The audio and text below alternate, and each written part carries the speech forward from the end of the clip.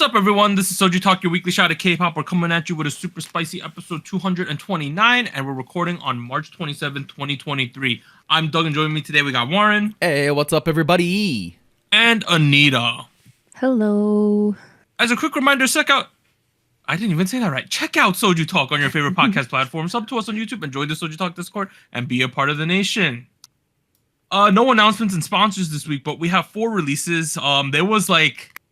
It was pretty down to the wire. I think 3 of the songs tied, and then one of them was a little bit ahead of the rest of them. Ooh, so we covered all 4.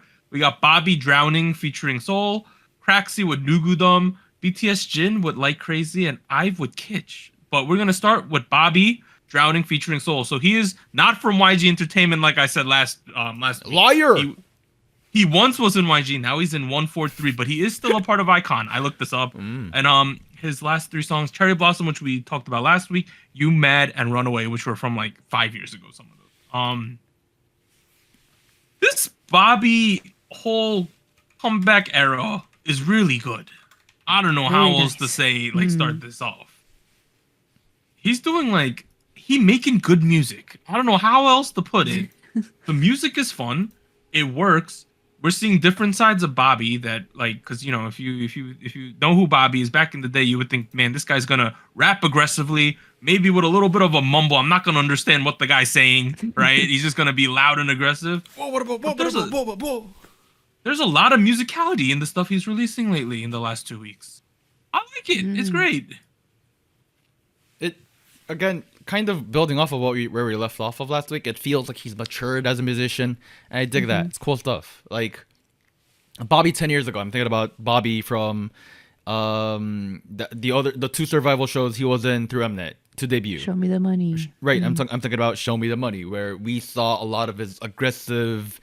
I don't want to say aggressive, but his competitive tendencies, attitude, what he can bring to the table as a youngster on the game. Now it feels a lot more look at me, look at my spectrum. I'm capable of doing all this while maintaining who I am as a musician.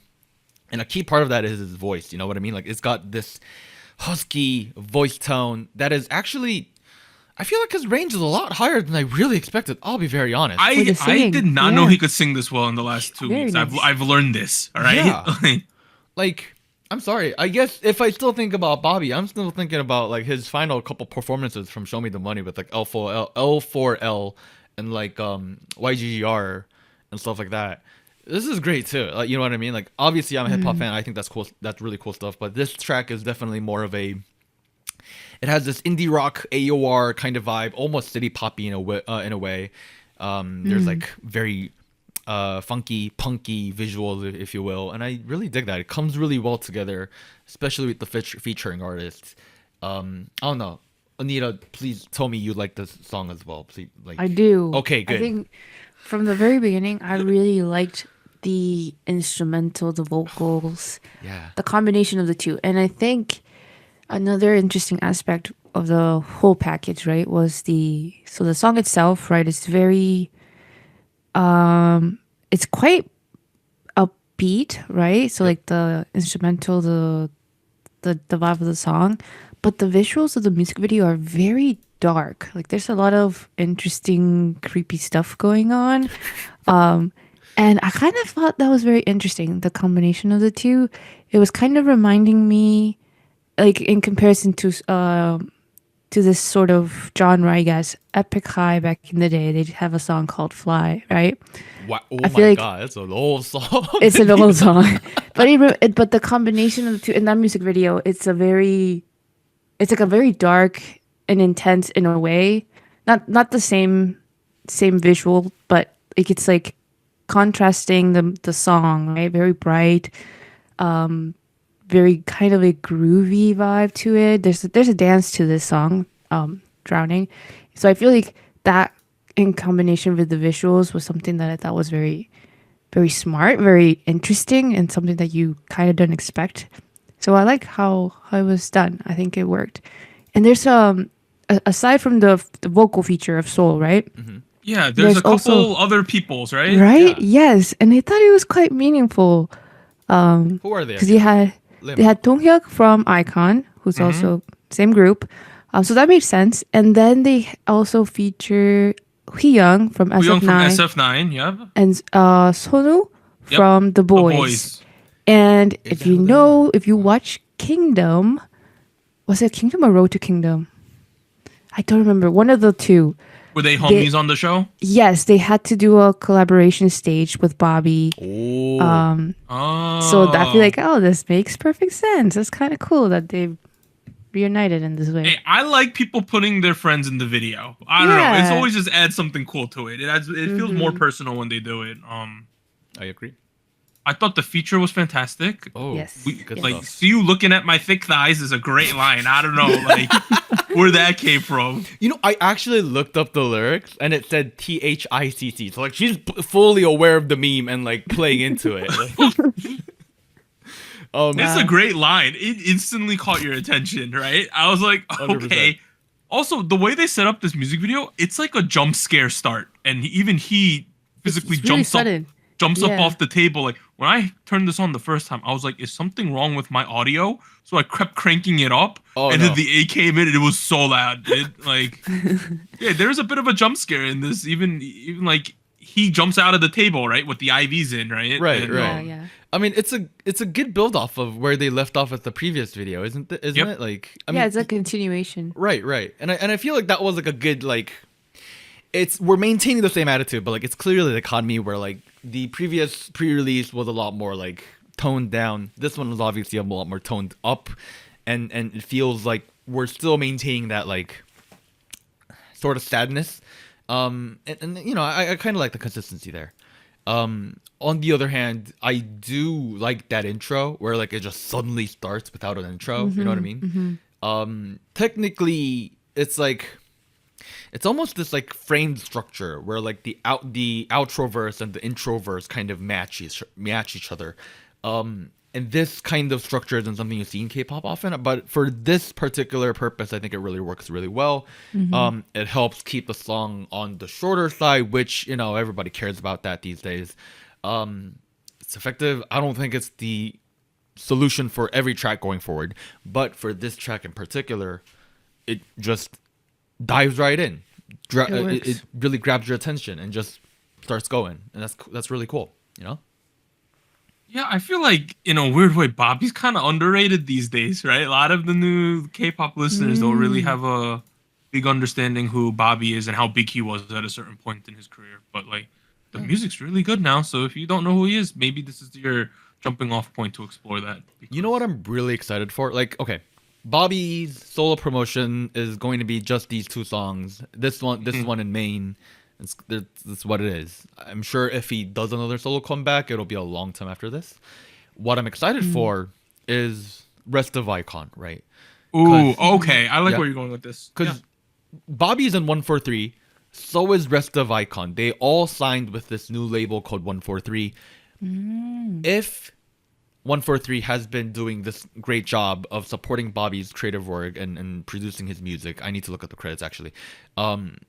That makes me think, okay, good stuff must be in store for Rest of Icon as well, given that they're now under this new management, new label, instead of being with the YG Entertainment folks. You know what I mean? That being said, 143, their main producer is Digital Master.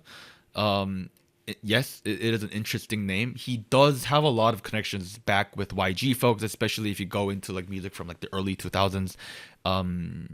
He used to be very active with the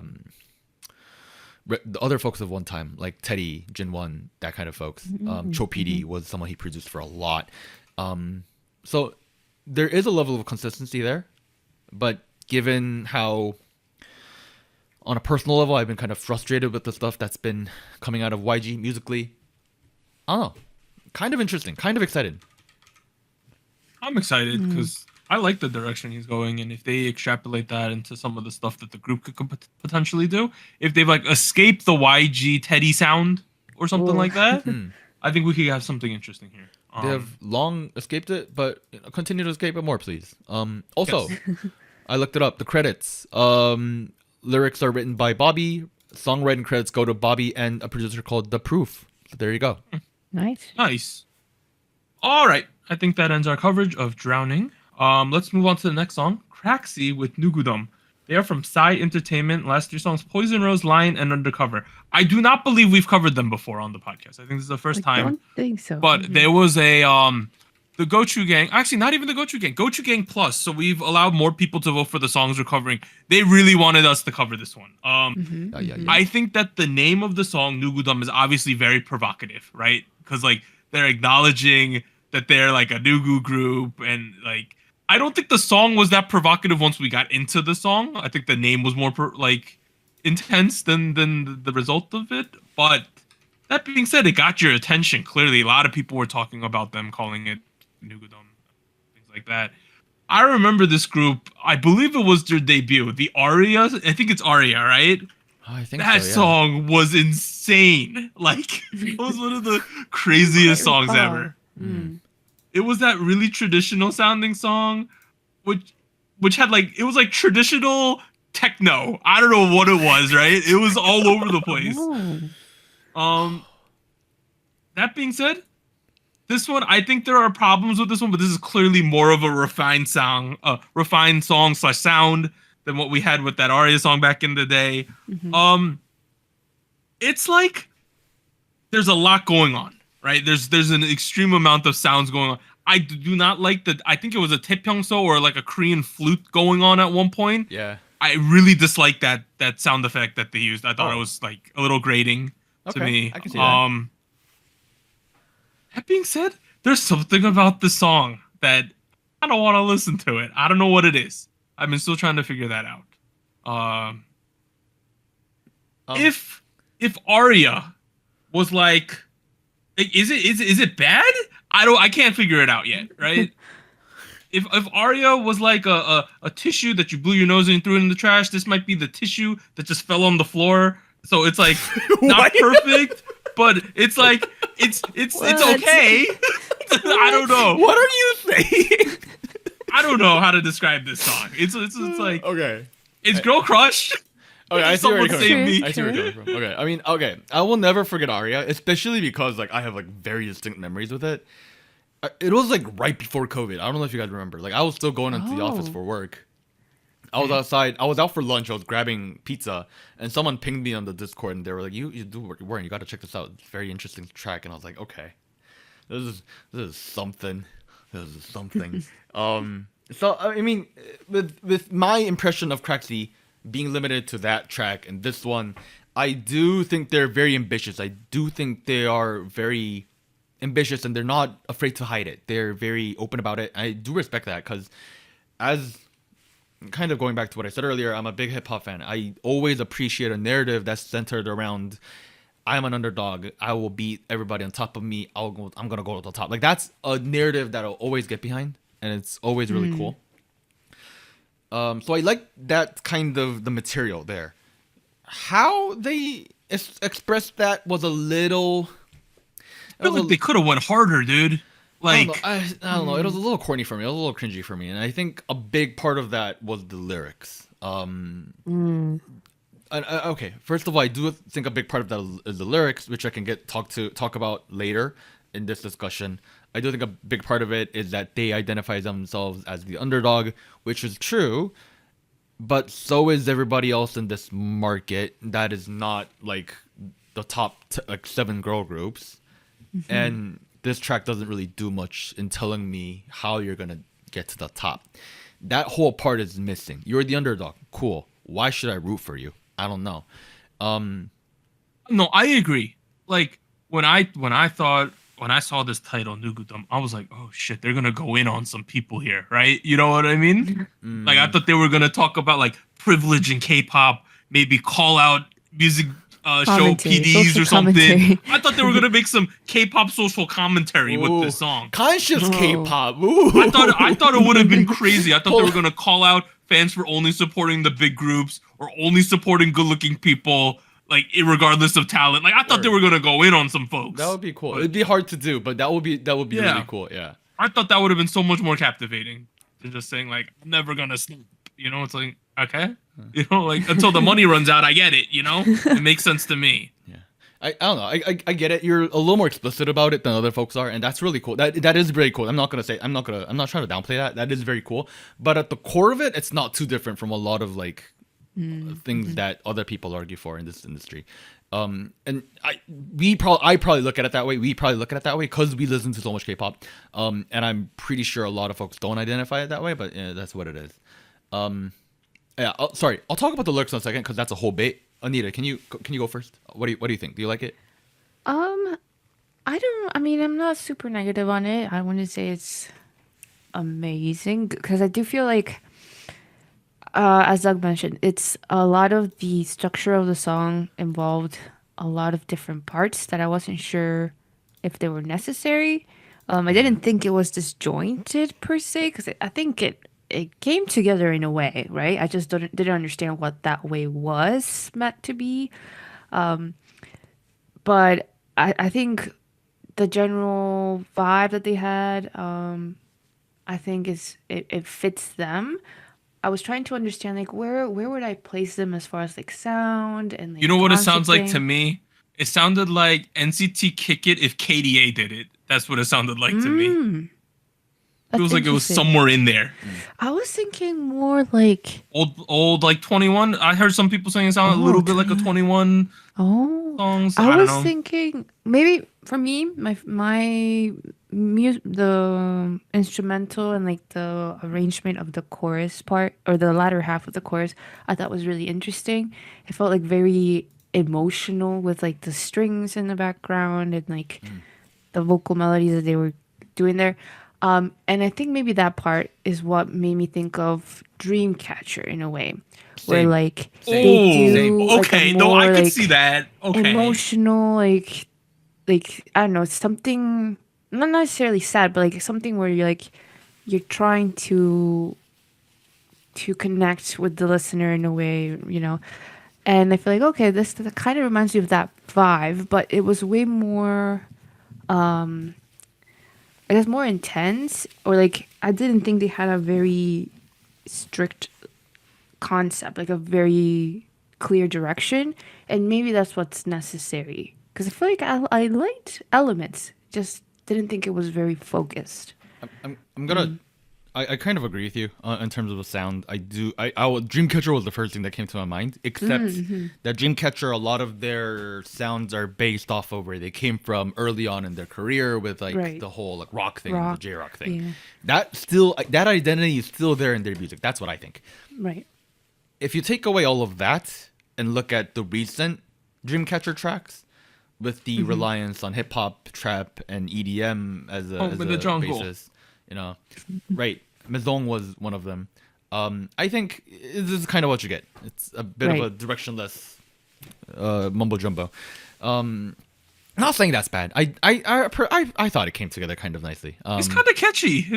This one. There was the strings. They sampled Porna Kaveza, which is a classical track. Yeah. Okay. Yes. They didn't just sample it; they interpolated it and then played some other melodies with it. They mixed it up a bit. Yeah, it was all right. I mean, was it necessary? I don't know. I don't think it really was. But then again, so isn't everybody else who sampled classical music in the last year. I'm not going to complain about that. What I do want to talk about is the words they use in the song. So for a little bit of context, the word Nugudom is obviously referring to the K-pop slang Nugu, right? Which is surprisingly not slang terms that Korean people actually use. That is like a very Western Korean term. It's like a Ingrian? I don't know. It's like an Englishified Korean kind of word. Right. And it's referred to like these lower tier groups that you hear them and you go right. You ask who, and who in Korean is 누구. So I mean, I kind of understand where they're coming from. I don't have an issue with that per se, but if you're gonna try to aggravate everybody with that word in the title and in the chorus, you gotta go in. Right? You gotta. Yeah. It turned out to be way more vanilla than I thought it would be based on the title, right? I thought they were gonna say some things. Yeah. I would like to correct myself. Bro, I did not realize what I thought was a Korean flute was a bunch of violinists in the back, even though they're literally on screen. Oh, yeah, yeah, yeah. Okay, that makes all more It was sense. so high pitched that I thought it was the Korean Taepyeongso flute, dude. It was so high pitched. You know, they are similar to a degree, I guess. Yeah. right? Okay, I just watched the video and I'm like, wait, there's literally violinists on the screen. Okay, that makes way more sense to me. What don't you like about the lyrics that you were alluding to, Warren? So yeah, I think that's basically what I was saying. Is their over reliance on the word Nugudom. I don't know. If you're gonna do that, I feel like they needed to do a little more. But they don't stay there. They actually use the Korean equivalent of that word in their lyrics, which is 듣보, which is short for 듣지도 보지도 못한, which in English means someone you can't ever heard of or seen. You've never seen or heard of. This is, for full context, this was popular as a term between 2008 and like 2012ish. Oh, okay. Now, I really need to try to put this into context, but let me make it clear, right? This is not. I'm sure our listeners would go, "Oh, that sounds pretty cool." You know, 듣보 is an interesting Korean word. Maybe, I don't know. But from my perspective, it's not a word people of my generation use. It's a very, you know, it's outdated slang. Yeah. Yeah. Yeah, it's not the, you know, it's not Gen Z word lingo or anything of that matter. If anything, it's the word we don't really use anymore. Yeah, it's like bringing up the word kitsch all of a sudden. Yeah, We'll talk about that in a second. we'll get to there. Get there. It's the same thing though. Same thing. Look, what I'll say, this one actually makes sense, unlike that one. So I'm not too pissed off about this. It's just little stuff here and there really take me out of this experience. Where I end up in a situation where I very clearly understand what they're trying to tell me, but this is about it. It's not really reflected in their music, which still bangs hard. I'm not gonna disagree with that, but at the same time, to be very quite honest, I would rather be listening to Dreamcatcher than listening to this track. Because I think their tracks have more to offer on top of the same aesthetic that's being delivered here. I've been listening to a lot of Dreamcatcher lately. Have you? I've been playing a lot of Diablo 3 and then the 4 beta. Dreamcatcher is the best music to listen to when you are slaying demons in the pits of hell, dude. It is such a hype. Oh, it's so hype, dude. Very like, Diablo-y. the soundtrack, it's like I don't want to just hear all like I play a barbarian. I don't want to hear him just screaming the entire time. I turn the sound effects on like 0, so I listen to Dreamcatcher instead, and it works out great. Isn't it bad if you turn the sound effects down? You gotta know. No, I play this like the builds I'm playing are super efficient speed farming builds. You just run through the map and kill everything in like 10 seconds. Oh wow. Yeah. Okay. Dang. Wow. All right, so that was CRAXY Nugudom. Next song, BTS Jimin with Like Crazy. So this is the title track. You remember last week I was trying to discuss Bobby's like I messed up what Bobby's track was gonna be called and what Jimin's track was gonna be called. I both said the album titles were gonna be like I literally screwed it up as much as you could possibly do. But this is Like Crazy. He is from Big Hit. His only other solo track was the one we covered last week, the pre-release Set Me Free Part 2. This is Like Crazy. Warren, how do you feel about Jimin's Like Crazy? I like the song. It was nice. It was fun. Nice. Okay. Nice. I like this way better than the pre-release. I'll be very honest. Okay. I will concur on that. Yeah? Yes. Yeah. Okay. Yeah. I think this makes more sense. It's a very synthwavy pop R&B kind of track, very smooth, but like very upbeat at the same time.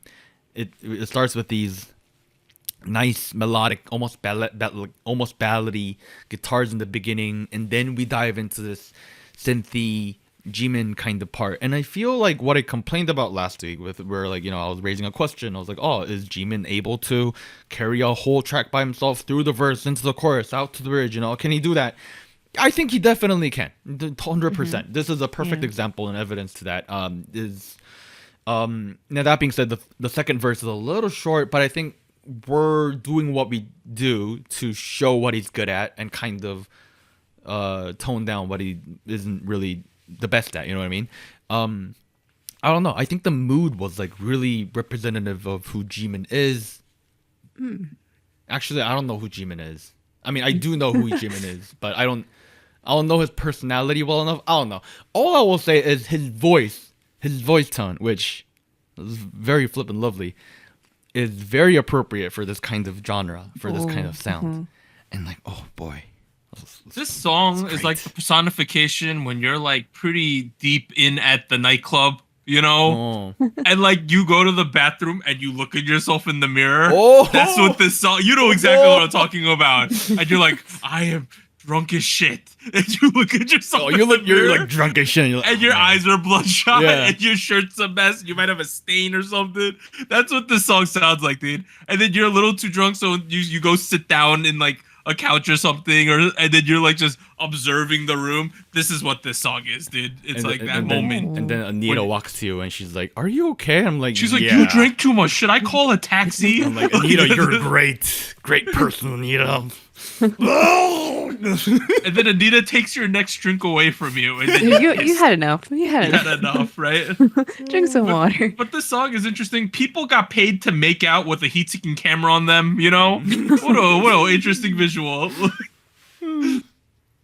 But yeah, I think this song, it's kind of like dreamlike, it's kind of trance-like, which is what the experience of clubbing kind of is at a certain point in the night, right?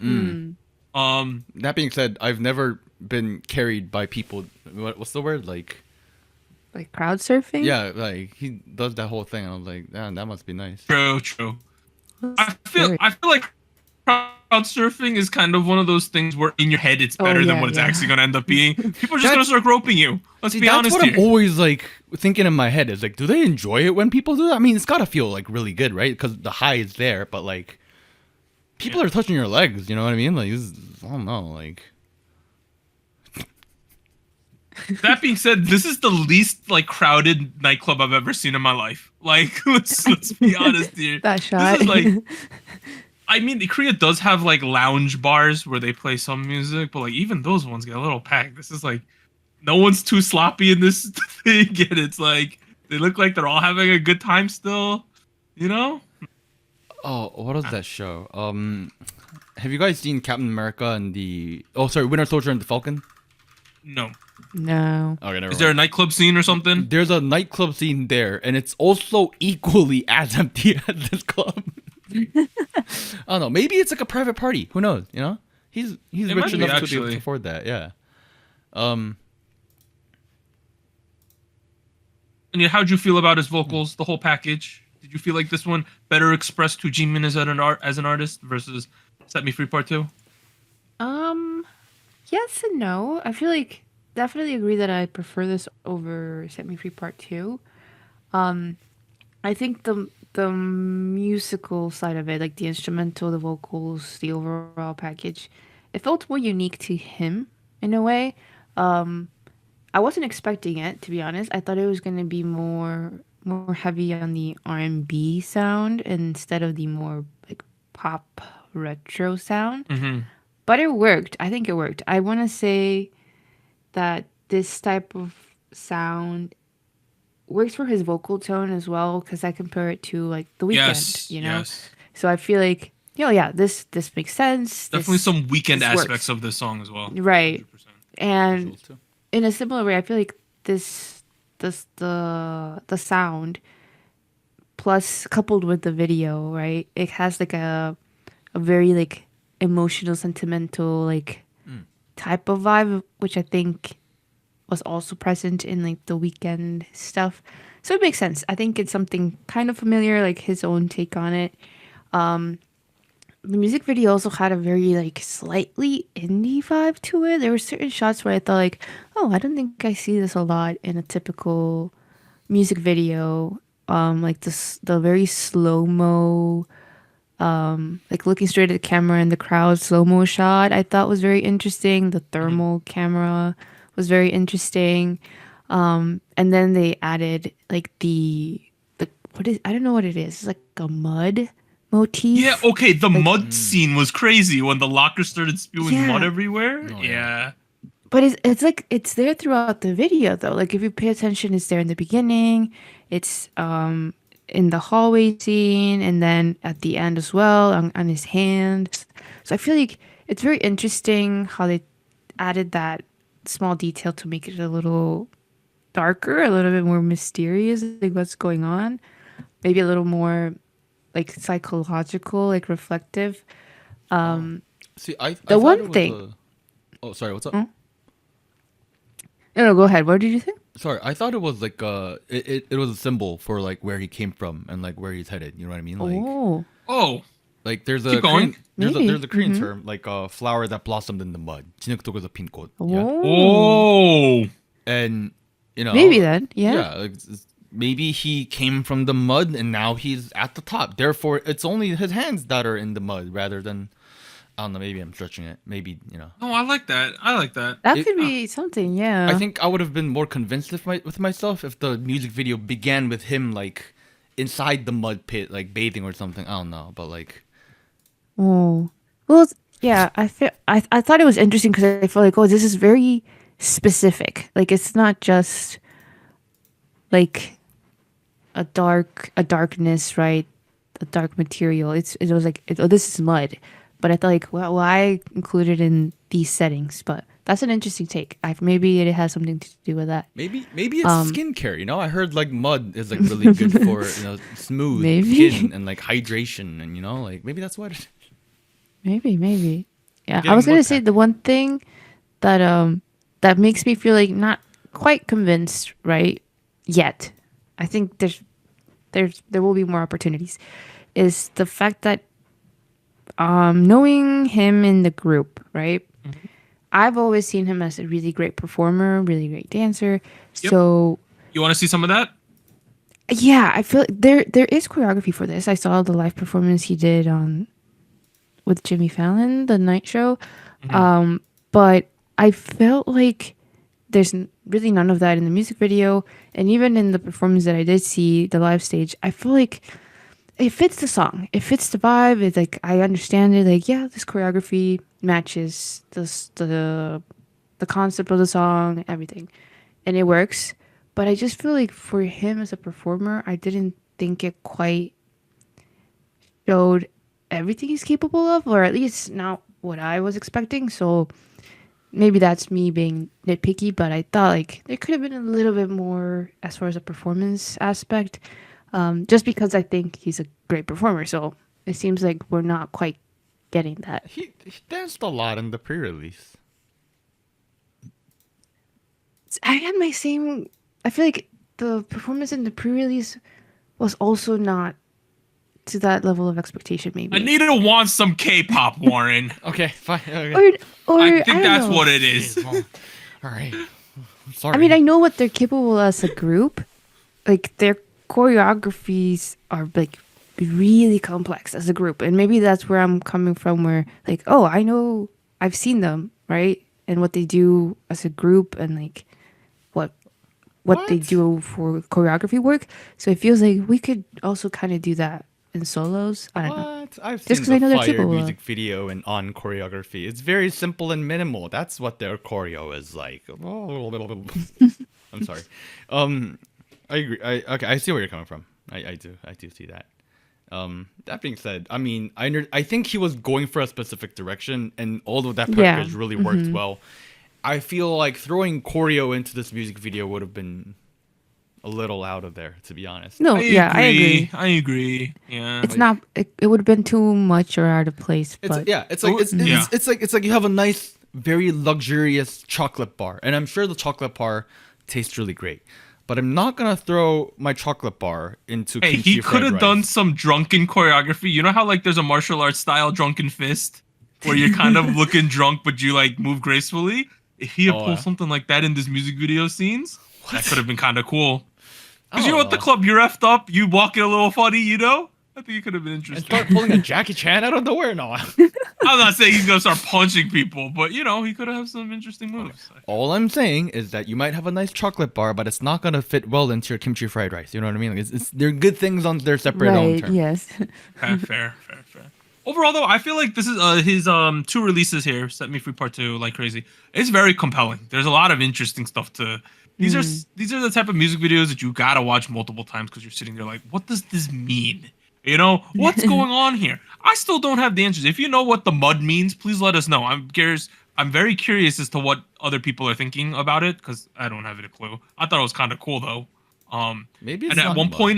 point, it started going back in the lockers when he said, "Don't wake me up from this dream." So like, there's something else going on here, right? So a lot of layers to this, which I did like. Maybe he lives in a mud pit and he's dreaming of Is he a knots. pig, dude? Are you calling him a pig? No, no, like Shrek. Like Shrek. Like A that's lot of even- layers, like an onion, right? A lot of layers. No. I've dug myself a hole, haven't I? Let's move on. Okay, IVE Kitsch, which is their pre-release. They are from Starship. Last 3 songs, the critically acclaimed After Like Love Dive 11 trilogy, right? Wow. We have Kitsch now. It is a pre-release. I think the real stuff comes out in like a week or so. This is kind of interesting. My first impression is you can't hide from the fact that they decided to use a not like super used word and they ran with it. I feel like sometimes in K-pop, the lyricist or whoever's making these songs learns an English word, right? And they don't know if it's obscure or not, but they just run with it. You know, it's like this is what we're gonna sing over and over again, right? Like it is the word now, which clearly happened in this song. Anita and I had a big discussion about the usage of this word kitsch throughout the entire song. The meaning, the Why they did it. Yeah. Really? Like, Was the this before I meaning joined the behind it. call? Yes, Yes. we had a Okay. huge discussion. Wow, okay. Because Anita, if I remember correctly, you feel like they're not using the word properly based on how it's being used in this music video. yeah, I feel like I'm not too like I'm not saying that the lyrics are like completely off because I think you were mentioning that as well, and I think I kind of see that okay, it could work in a way lyrically. I was just saying that it was kind of ironic to use the term right and then to see this music video because if you see the music video, it's not kitsch. No. But So if you're like still confused what kitsch is basically, so I'll kind of try to summarize what I think it is, right?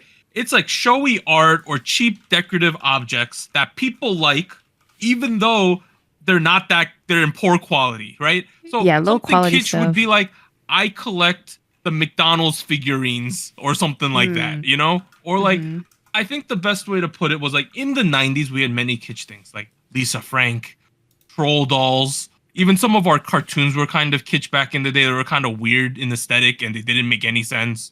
But like we still watched them because they were fun. But I don't know if they're doing that here. Can I add on to that a little bit? Because Continue, add on. there's a way though Korean people use this word, and it's a little different from the way American people use it. But it's not consistent with that either. no. How do Koreans use it then? It's kind of similar, right? It's very showy, very color. We refer to kitsch concepts as like something that feels maybe cheap, maybe Y2K, very colorful, deep eye shadows. Like go look at the album cover for Tomi's Dum Dum, for instance. Go look at the visuals off of Tomboy from G Idol. There was definitely a point where people used to use the word with a negative connotation, but we've since moved away from that and have started describing things that might be considered a little campy and a little exaggerated. Odd. Okay, Right? yeah. Odd, campy, Okay. exaggerated for the fun of it, like Stacy's visuals, for instance. What else? Like the New Jeans OMG music video. People said that's a very kitsch concept all the time. The whole Their thing. outfits, I could see that. Right. Yeah, kitschy stuff. But in this IVE music video, It's not they're that. they're just in nice fashionable clothing. They're talking about outfit of the day. You know, like It's. I feel like overall it's inconsistent with the way the Western people use the English word kitsch. It's very inconsistent with the word. Inconsistent with the way Korean people use the word. I don't know. It feels very. You know what? No, I don't understand why they chose this for the final draft of the lyrics. It feels okay, like what they is? feels keep like on. they wrote the first draft of it and never revised it afterwards. That's honestly how I feel about it. I'm willing to bet money that the demo track said 90s kitsch. Not like 1990s. Okay. Yeah. Can I be really honest? Yeah. Mhm. I bet the demo said 19 bitch. Oh, Oh. it could be either of those, right? Yeah. It Could be either of those yeah. things. I mean, we'll never know Because- at this point. Because Kitsch is associated with like the Andy Warhol era in the 60s, right? And then the 1990s with like some of the examples I said previously. Mm. Um, Well, Yeah. I mean, we'll never know. yeah. But, I thought it was the but B-word. 19's Kitsch makes no sense. It doesn't. Right? It doesn't. teens. It makes no sense. I do I think. thought like Oh yeah. Start keep going. I was gonna say like trying to like maybe see like how can that make sense? I thought that maybe they were referring to like age, like 19, like if you're 19, you're doing kitschy stuff, you like kitsch stuff. It But, just I feels don't like know. it feels like they're like what they actually end up saying is like, I'm that 19-year-old who likes unicorns still.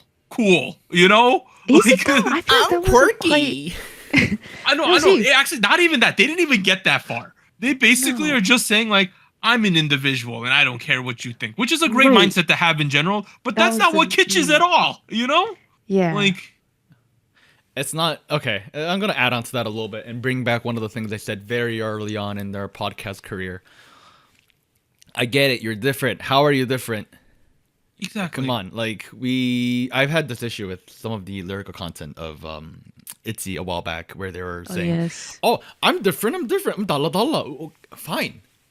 The fact that you wear clothes that you like doesn't mean you're different from other people. That's what everyone does. They wear clothes that they like. Like, And even this one, they're trying to conform. They even said post it on social media and everyone likes it.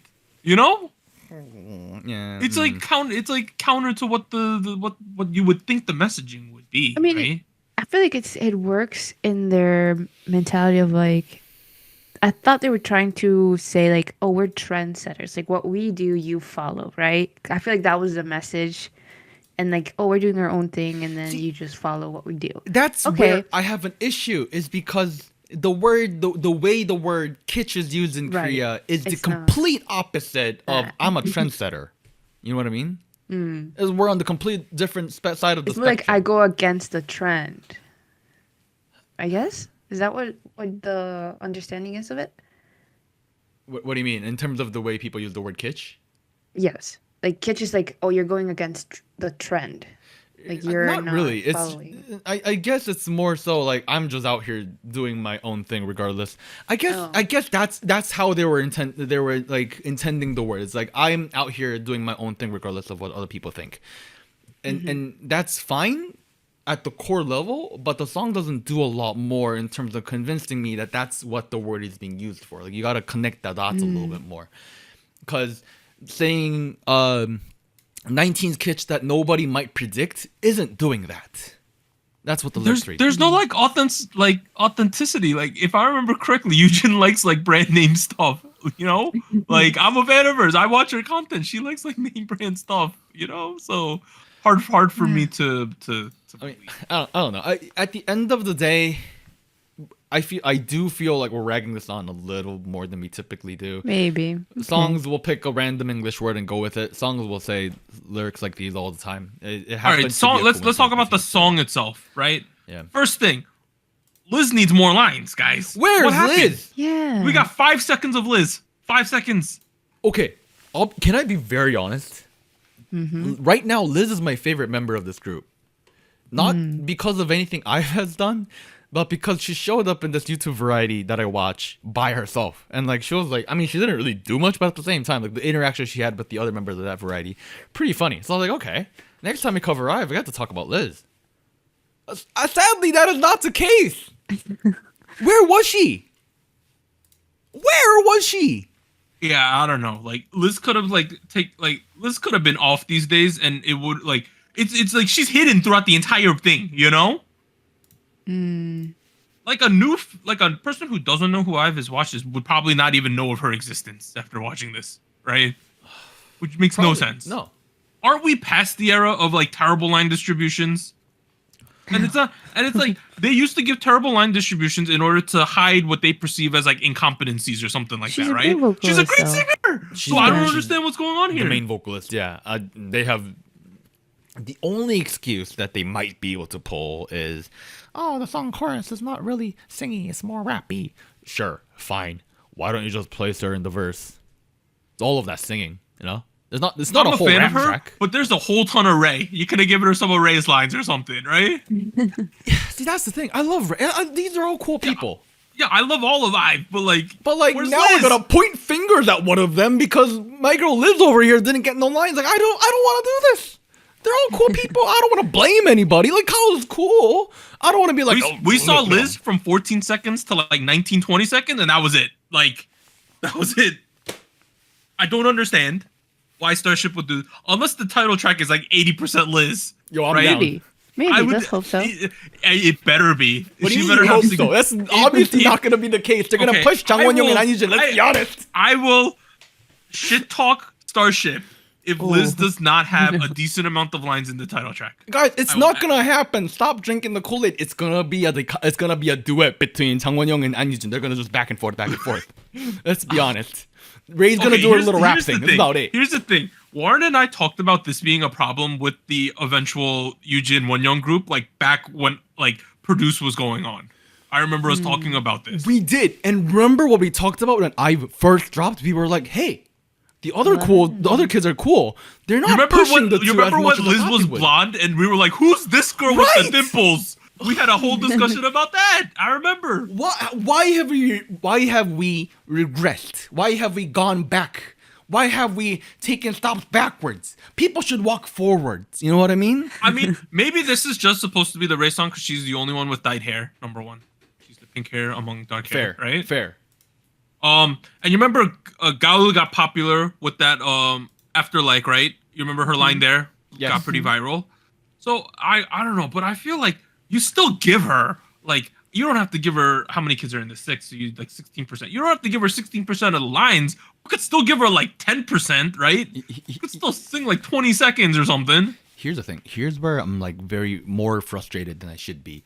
This isn't the title track. This isn't this is the pre-release, which gives them a lot more room to be taking risks.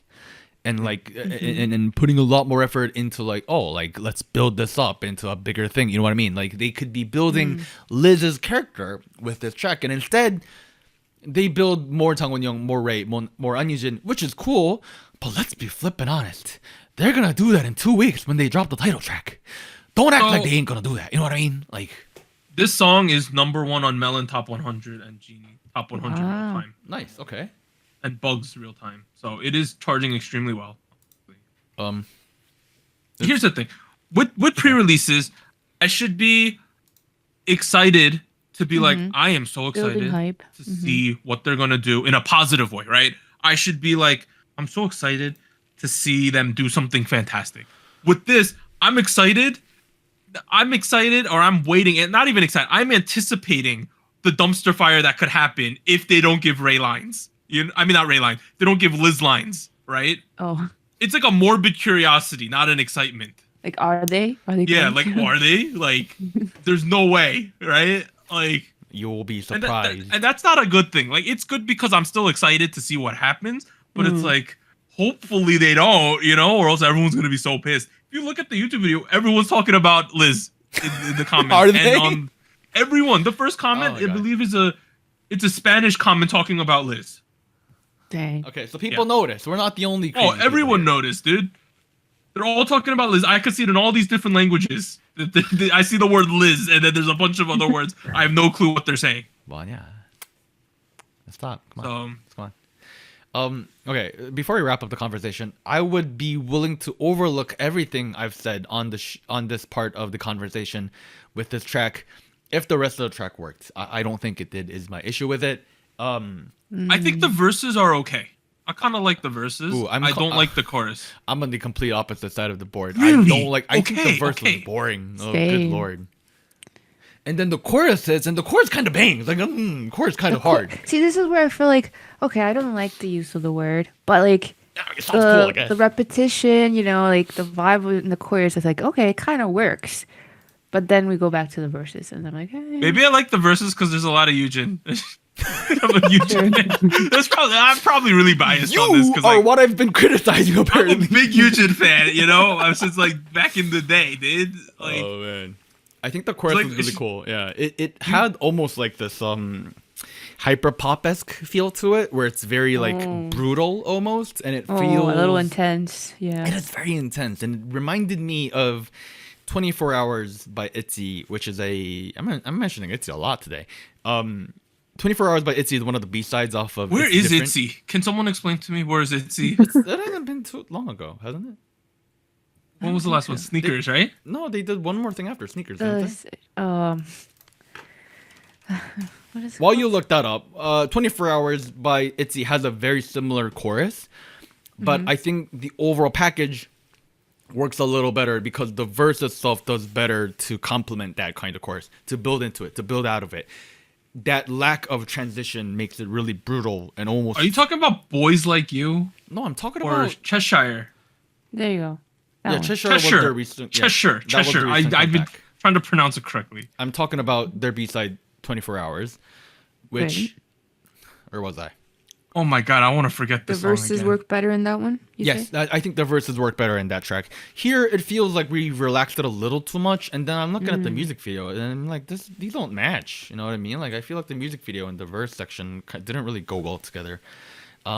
Maybe It's it's a bit of a because jump. Yeah. yeah, maybe it's because I was listening to the audio version first before I saw the music video. I don't know. It was like, I felt it was very baddie-esque vibes, which is cool, and that's what they're good at. But that's not what the verses were telling me. You know what I mean? That was my Maybe it was only me. I am going crazy, but Hey, I'm excited to see what happens with this. I'm very curious. It will be on. Let me look at my charts here. isn't it the 14th or something like that? I gotta go to the other chart. 10th. The April 10th? 10th. Oh, it's in a while. It's like 2 weeks. You got 2 weeks. No, that's a good Oh, time. Yeah, that's rip. a good time.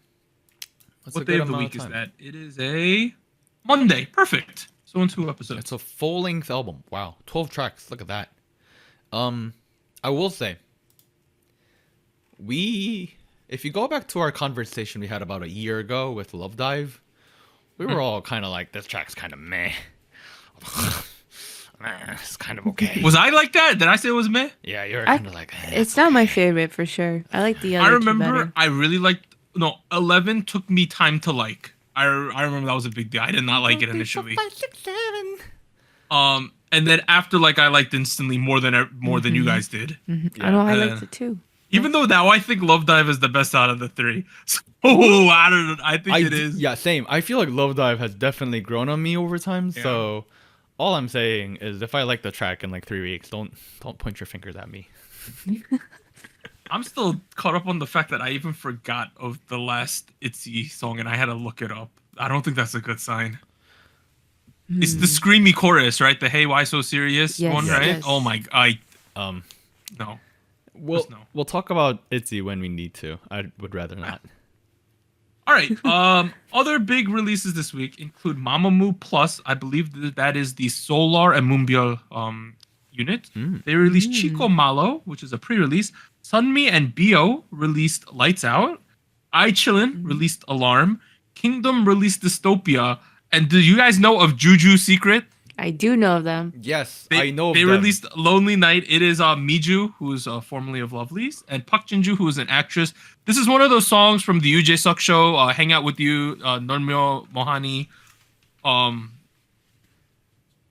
It's a good song, right? It's good. Ginger is a really good vocalist. I like her singing. Aren't they doing another boy group as well with this arc of their show? Okay, it's called One Top, right? It's UJ Suk and other comedians, and they are performing a Teen Top song. Oh, okay. So the whole premise was that they learned that they were going. So it was COVID time, right? And they were going to just record a video for people during COVID because it would have been like funny for them to do it. Yeah. So they practiced it like 3 years ago, but then they never got around to filming it because everyone got busy. So then they're doing it now. Oh, that makes so much more sense. Yes. I'm looking at the lineup, and it's like, there's a lot of like Infinite Challenge members here, like Hwang Gang, Exactly. Yang Seong, Jo Seo, and Haha, obviously, and Jisuk. But And then Lee Young, he's like currently on the show. So Right, Lee Young's currently on the show. Yeah, they're doing a good job. Even Teen Top came out and they had their like half an hour of fame on the show. So that was good for them. Nice. Yeah, Neil came out. I was like, oh, I remember our boy Neil from back in the day. Was he the He's like blonde one? Okay, the way I'll describe it, you remember back in the day, people said he used to look like a fish. Some people did, but he's grown into his face. So Sorry, I don't know how to. cut out for a second. He grew into what? He grew into his face. Oh, like that's good. Yeah, I remember. Yeah, people used to say he looked a little weird back in the day, but now he looks great. I'm looking at his photo. He's got very plump, big lips. That's good. That was the main thing. Like back in the day when he was super skinny, it was even crazier. So I would like to clarify. I meant that as a compliment, not a criticism. No, it's a compliment. It's Okay. a compliment. Okay. That was like his main. That was what he was known for back in the day. I remember. Yeah. So Juju's Secret released Lonely Night. It's like a city pop song. The choreography is hilarious too. I think so it's a good song. Y'all should check that one out. Nice. If I could vote for Spice King, it'd probably be in like second. But Spice King is a segment where we will decide which song reigns supreme. Last week on episode 228, High's Rover picked up its first crown. Second place was Twice, Set Me Free. Third place was Bobby, Cherry Blossom. New candidates are the 4 songs we talked about today. Bobby's Drowning, CRAXY Nugudom, Jimin with Like Crazy, IVE Kitsch. Okay. I have a chart, right? Do you? Mm-hmm. I'm going to keep Rover in first place. Good. Oh, nice. Very good. I think it's a banger. He was on Correct. Do Re Mi Market this week and he did it and it was still great. Like it was fantastic. Second place, I have Bobby with Drowning. Ooh. Okay. And then in third place, as much as I criticize this song, I'm going to probably listen to it 500 times, and that is IVE's Kitsch. It's in third place for really? me. Nice. Yeah, I listen to it so much already. Yeah. All right. All right. Well, Well, we have 2 songs in common, Doug. First place, I also have Kai Rover. Rover. It's such a great I'm song. I love the choreography. Great stuff. Great overall package. Second place, same as last week. I also have Twice. Okay. Free. I don't know. I feel like I definitely prefer this track over Moonlight Sunrise. Yes, Anita. Preach. It's growing a lot on me. I think it's Preach. really nice. It's really good. And in third place, I have Jimin? Drowning. Oh, okay. Bobby. I don't know. I really liked how things worked out with the music video and the sound, the instrumental. I think there was a point where I thought he was referencing "You Mad," where he jumps off the building. So I don't know. I liked that there was like a lot of stuff going on visually, but musically it was also like bringing something interesting. So I put it in third. oh boy, I'm trying to figure out where to start. You know what? The beginning. Someone told me I was too predictable. I'm gonna start from third place, and that's Like Crazy by Jimin. It's a great track, very smooth. Nice. Okay. Overall, nice finish. Overall, very, very. I don't know. Overall, like a very solid package where like there isn't anything to just say like, oh, like I don't like this. You know what I mean? Like it isn't really anything for us to nitpick and like be like, oh, this sucks. You know what I mean? If anything, this has been my favorite solo venture from BTS thus far, Oh. excluding Whoa. RM. Oh, excluding. Okay. No, the RM thing was really good. I remember that one. Yeah. So I guess second place. In the BTS solo field. No, it's Jin Super Tuna, first place. Okay, that's kind of not recent though. Okay. I like Drowning by Bobby. Good track. Soul plays a good role in the track. It's in second place for me. You know, Nice. it's a lovely Nice. track. I don't think there's much to complain about that one either. Like it's a very well built, this indie kind of sound that Bobby's going for, and I really dig it. Which leaves me with one track. I don't know. What do you think it is, Anita? Make a guess. Well, you had Bobby last week. Cherry Blossom. I did. I don't know if you have back-to-back Bobby there. So. I have a back-to-back Bobby today. Cherry Blossom Oh, on you number do? one. Cherry It's a great Blossom. track. Dude, I've Whoa. been listening to it a ton. I was listening to it on loop after we finished the episode last week, and it wasn't on Spotify, and that drove me nuts. But shortly after it came onto Spotify, so thank God. So if anything, I've actually been listening to Drowning for a good while as well. Those two tracks back to back off of Spotify. Thank God.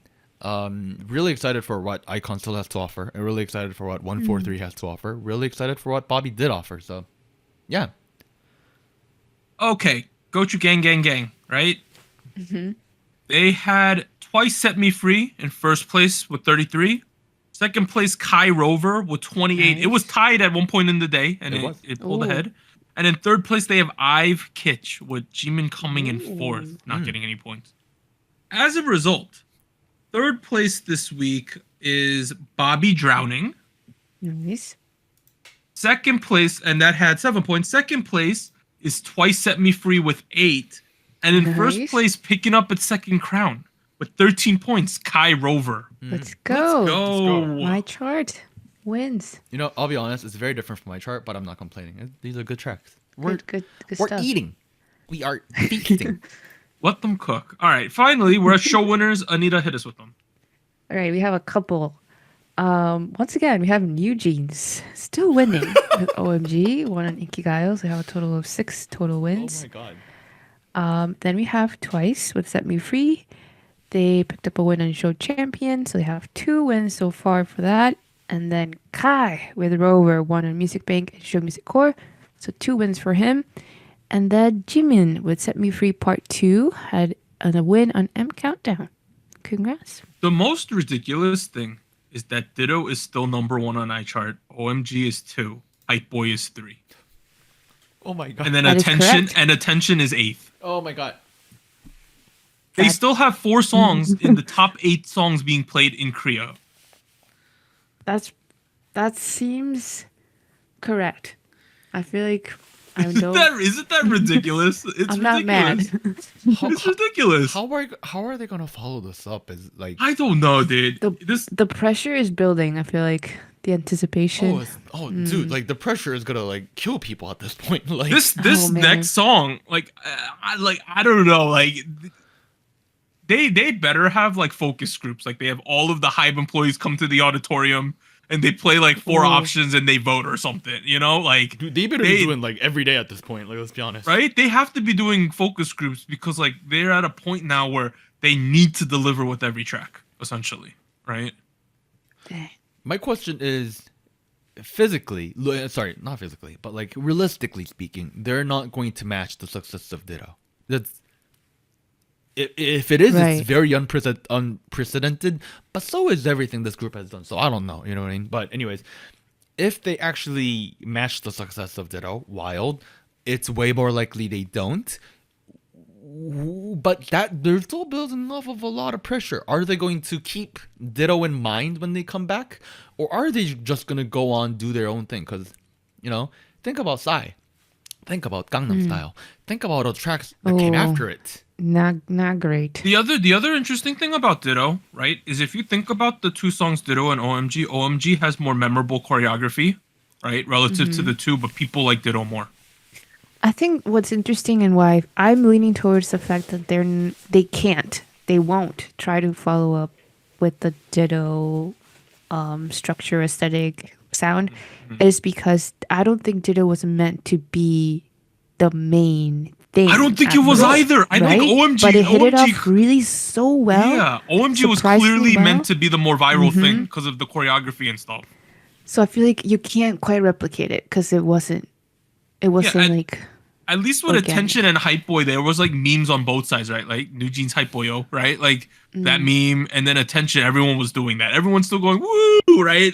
All the time on all variety shows I see. So they were both meant to go viral, but Oh, Ditto Doug, was not. how do you go to Hongdae, Doug? New Jeans Hype Boyo? 'Cause, ah! I know what you like, bro. I know the meme. Come on, come on. okay, All sorry. right, that ends part one of episode 229. What if I didn't know the meme? You know how awkward that would have We're been? cutting that out of the show. That's what's happening. We'll be back after a short break. 3, 2, 1.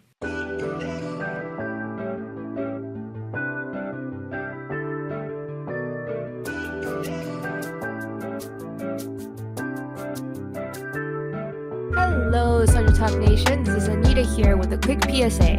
If you would like to support SojuTalk Kpop Podcast, please like, subscribe, or follow us on whatever platform you're using. And consider joining our Patreon at patreon.com/SojuTalk or donating to us at paypal.me/SojuTalk. On behalf of the crew and myself, thank you. Now back to our regularly scheduled episode.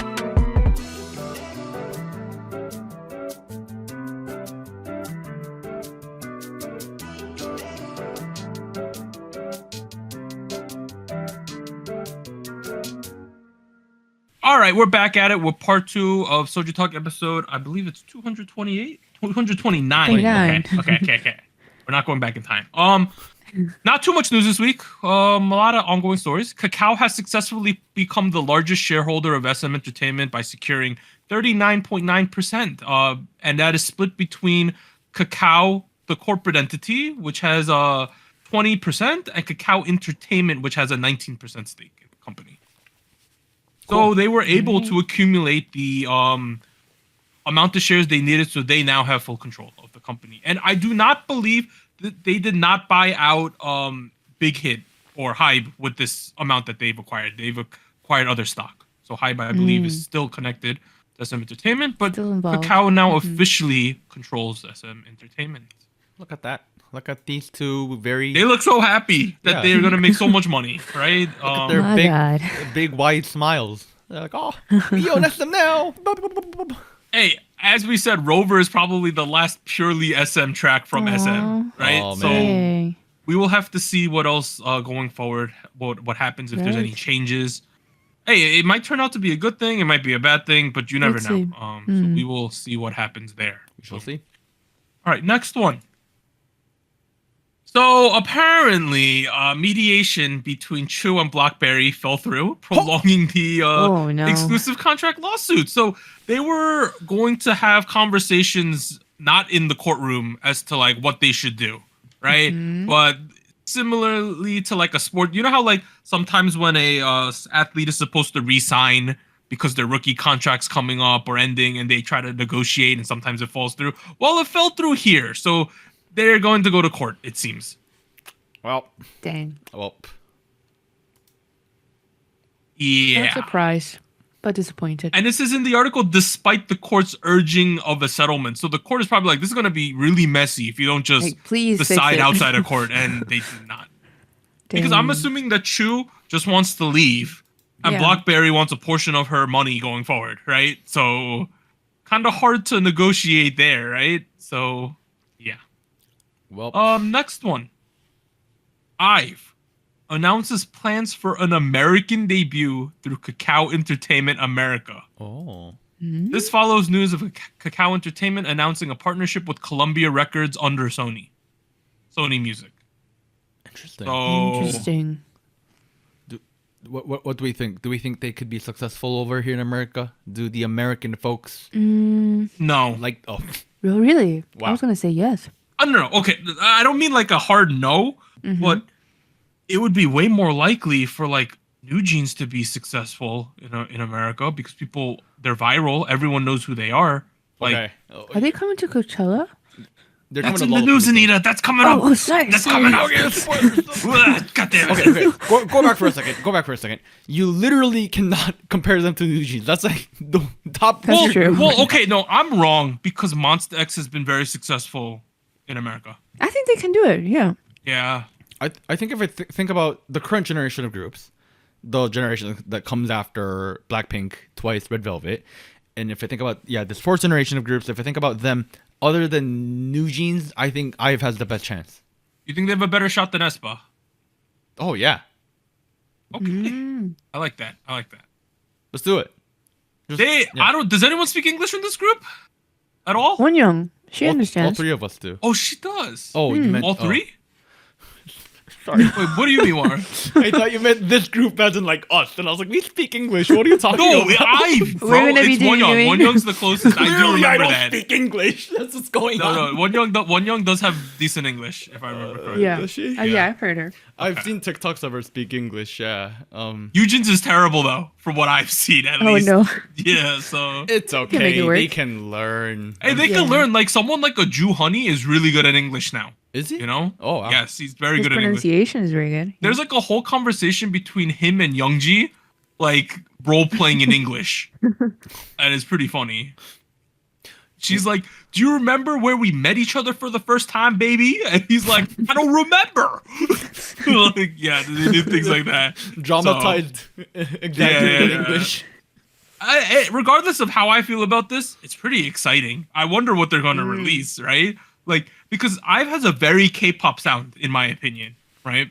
But this So- last pre-release, I thought. Oh, wasn't this Kitsch in thing. that- Yeah, you're right, Anita. yeah. You're right. It could work. It could work. It could work. So far, they've done the Japanese versions of 11 and Love Dive. So my guess is they're gonna do an English version of 11 and Love Dive. Who knows? Oh, That could okay. work. I could see that. Okay. Uh, Next news. Suffocate and Love Dive. Ooh. YG Plus launched Mixtape, a music distribution platform for indie artists. Through YG Plus's distribution infrastructure and DDEX digital data exchange linkage technology, artists can distribute their music to domestic services such as Melon, Genie, and Vibe. So essentially, this has nothing to do with YG Entertainment itself, but YG as a company is looking into gaining a bigger foothold into the indie music scene in order to help them publish their stuff onto the bigger platforms more easily. Interesting. Okay. Interesting that they're investing money in this. This is not something K-pop companies will typically do. For for a better context, America has platforms like this for like TuneCore, DistroKid. These are online subscriptions that will take your music and put them onto Spotify, iTunes, whatever, for a small amount of fee or a large amount, depending on how you view it. This seems to be a new market that people have identified in the music market. Poklanos, which is a Oh, yeah. pretty established Korean indie label, recently started their own version of this as well. And it's a little funky because it seems like they want to push it a little more than people have expected. And this seems to be the newer model, I guess, in terms of music distribution. Whether it's good for the indie musicians or not, I don't know. We'll have to see. But it's kind of surprising that YG is kind of digging into this because they're very pop label, Right. you know? Yeah. So there's more factoids at the bottom. So they also Oh. want to do international stuff. So 190 countries, the YouTube, Apple, Spotify title, Amazon, Deezer, Pandora. Those are actually not that hard to get your stuff on though. So I guess they're just gonna facilitate that for them. But the thing on the bottom is weird. For an annual subscription fee of, I'm going to guess, about 60. It says 66K per year. Probably This- wands. So only $66? Probably. Or is it $66? Indie artists can release an unlimited amount of music and recover 100% of the music revenue. I think that's $66,000. I There's think no that's way. what the K No, means. that's gotta be wand. Really? Yeah. Gotta be one? Yeah. Okay. Guys, DistroKid is $23. Like I think per month or per year, I forget. Let me look it up real quick. For a year of DistroKid is $23. DistroKid will put your Okay, music onto okay. all the platforms that we just talked about: YT Music, Apple, Spotify, Tidal, all that. Okay, so overall though, it's interesting what they're going to be doing. Yeah, yeah. Your article says this. It's similar to Oh yeah, overseas platforms 66. that can Oh be yeah, only looking for. $66. Hey, that's not bad. I was because if it was 66,000, I'm like, no indie artist has $66,000 a year. Come on. No, this is expensive for their competition compared to Even using TuneCore. 66. But we will have to see. More or less, just YG is branching out into distribution now for indie artists. Boom. Okay, Lollapalooza, right? Wonder who. Pre-sale begins March 23rd. If you look on this, what do you call this? The poster that they have all the artists on. The set Lineup. list, the The liners. set list, and you look at the small text, not on the left, not Kendrick Lamar, Billie Eilish, Red Hot Chili Pepper level, but if you look at the small text on the third line, second from the left, New Jeans. Ooh, Going to Lollapalooza. Lollapalooza. Okay, I thought it was. They're Coachella. right. They're listed before Lil Yachty. Lil Yachty. So I don't know how that's going, but kind of exciting, right? Exciting. Doug, scroll down a little bit. Joey Badass. I like him. Keep scrolling down. Look at the big text on the left. You see? Tomorrow by together. Wait, what? You didn't know till now, Douglas? TXT is the main headliner. They get such a big font. Yes. Yeah. They're a main headliner, Doug. Oh, I did not know this. I was so because all the stuff I was looking at, everyone was just so excited that New Jeans is coming. Like, even like non-K-pop people I know were freaking out that New Jeans was coming to Lollapalooza. Okay, I'll be honest. I'm a lot more excited by New Jeans over TXT, but still. Oh, TXT in the big That's font. pretty big. Yeah. Headliners. Lana yeah. Del Rey. Okay. Another group of people that people might be interested in. DPR. Nikki's here, right? DPR live and DPR. Ian is here. There was one more I was gonna mention. Yeah, Rina Sawayama is here as well. Yay. Great Asian representation here. That's what I'm thinking. Very nice. Is this gonna be New Jeans' like first like US thing? Yeah. I think so. Yeah. That's a big stage to be on. Big stage. Can I be very honest? Yes. I bought tickets to Head in the Clouds, New York. Ooh. Mm-hmm. Kind of regretting that. Why? You rather go to I wanna go to Lollapalooza? Lollapalooza has New Jeans. Yeah. I mean, I get to see XG. That's cool too. But New Jeans. Yeah, you could have said. Oh, the Rose is here too. Oh, really? Sixth line on the right, all the way on the right. Is that the Rose that we know about, or is that another group called the Rose? Because I feel like that could be a popular. That could be another group. All right, we'll just leave that. I don't know. Let me look this up. We're gonna do it live. Okay. The Rose, K-pop. See, if I go to Lollapalooza, I get to see Billy and Kendrick as well. Like, you know what I mean? It's not like it's This lineup. It's not like wildly more expensive than Head in the Clouds either. That's the thing. Do both. I'm not gonna do both on it. I'm not like. It's K-pop band The Rose. Is it? So, Oh, yeah. okay. There we go. Wow. Dang. Cool. Oh my god. Okay, so those are people going to Lollapalooza. Exciting. Next one, Fantagio confirmed the debut of upcoming boy group within the first half of the year. Oh. The company has stated that they will share more details of the rookie boy group's debut plans once everything has been confirmed. Objectively, Anita, how do you think Fantagio has handled Astro in their career? How do I feel about it? Yeah. It could have been better. I feel like they pushed Chaonu a lot, right? Of course, yeah. As the Anita translator, that's her way of saying god awful. Yeah. I mean, the thing is, like, I thought there was a lot of focus and like promotion and all, like build up to the group. So like the beginning of the group, I thought was like, okay, I feel like they're doing quite a bit. I thought it was more even as far as like focus and opportunities for the members. And then I feel like when those popularity grew, I feel like things shifted a little bit. And I mean, understandably, you kind of hope that if one person is popular, you focus on them and then they bring more focus to the group overall.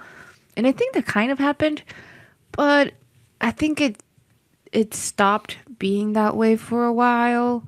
I believe one of the members left, Rocky, Yep. right? So I feel like, oh man, like the original lineup won't be there anymore. So I don't know. I feel like things could have worked out better.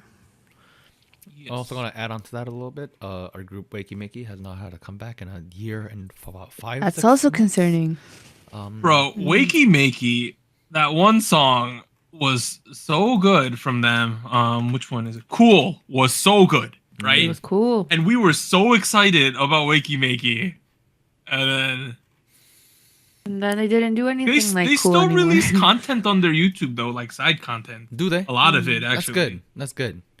But, Yeah, Yuzhong did a solo thing last year as well, so like they're not Yes. completely Right. radio silent like Everglow, but it's still concerning. Okay, let's move on. Next one, SM confirms that NCT Doyoung, Jaehyun, and Jungwoo unit Do Jaejong That's a lot. That's hard to say for me. Will be making their debut with an album release on the 17th of April. Ooh. All right. Is this the official name? Uh-huh.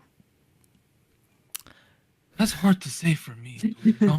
Yeah. They could have had a cool name like DJ or like DJJ. DJ2. D2J. D2J. Yeah. Yeah, I don't know. I don't know what happened there. It kind of feels like they're doing the same exact thing as the 17 BSS, right? With these See, now Twice is gonna come back and they're gonna be called Misamo. Misamo. Honestly. Wait, no, they're doing a unit and it's actually the unit Oh yes, is in called Japan, Misamo. right? In Japan, right? Their unit is called Misamo. Oh my god. I did hear this. I did hear this. Hey. Okay. Well, that's fine. You know, All right, we have next Girl one. Generation Tatito. That's also a thing. Hey, this happened. 50/50's Cupid, number 100 on the Billboard Hot 100. Let's go. Ooh. Let's go. That's crazy. Was it the English version? Nah. No. No, right? No, I I don't believe it think was so. the Korean one. I'm pretty sure it was the twin version if it said. Oh, okay, okay. That's crazy though. That's great for Very them. nice. It is. Doing so well. Very excited for them. Look, Please look listen to Cupid. Look at the first tweet as a reply. It says, "This is what happens when you make great music." I agree. I agree, and I think, and the narrative I've been saying lately is that the K-pop is in a place now where small companies can compete with good music. You know, Mm-hmm. and I like that. using the power of internet, which they did. Boom. Social media, yeah. TikTok, all that. All right, next one. JTBC shared that Nine Muses are in talks for a summer comeback. Ooh. Nine Muses A will release a subunit comeback set for May ahead of the group's comeback sometime between July to August. Currently, the members of the comeback are still in discussions. Whoa. Interesting. Their entire lineup consisted of well, there's been a total of 14 folks that have been at the group at a certain point. Yes, there's been many muses. Yeah. It's not 9. It's apparently only 4. at this Even point. like someone like a Gyeongri who was very popular at one point, right? Yeah. Mm-hmm. And I watch a lot of Korean variety, right? I have not seen her in like 3-4 years. It's been a minute. What's It's she been a up hot to? minute. What's she up to? Yeah.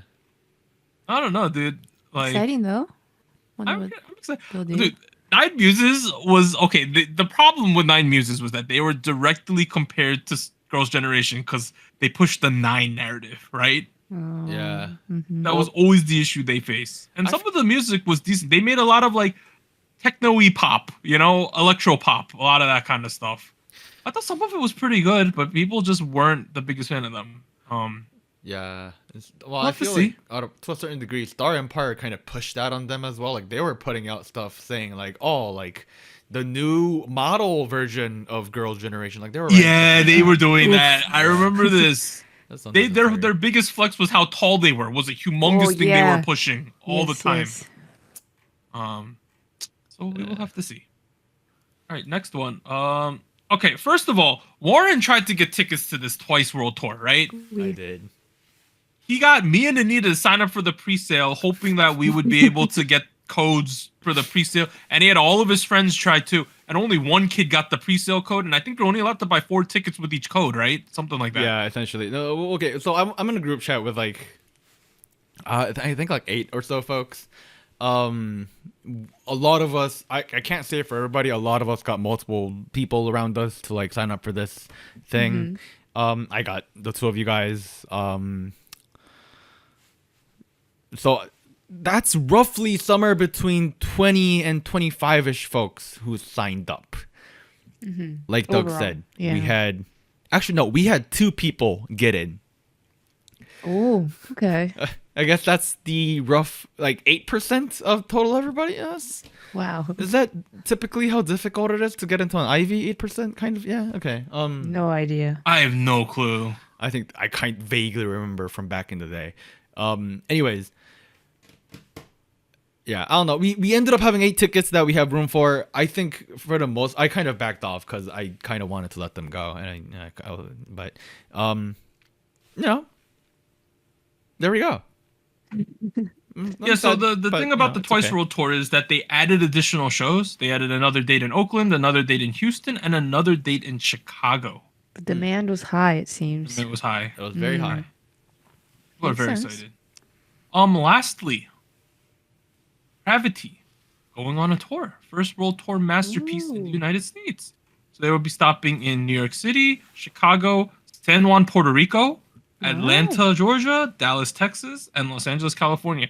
Dude, they get to take a nice stop in Puerto Rico. The sad thing is they have another concert in Georgia 2 days after. Oof. So I don't know how much they're going to be enjoying San Juan. Tight schedule, yeah. They're literally going to 6 cities in the span of 9 days.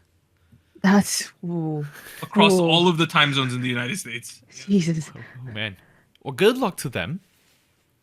Yes. That's crazy. They're jumping time zones back and forth too for a lot of this. Yeah, they're going to Puerto Rico in the middle too. Like,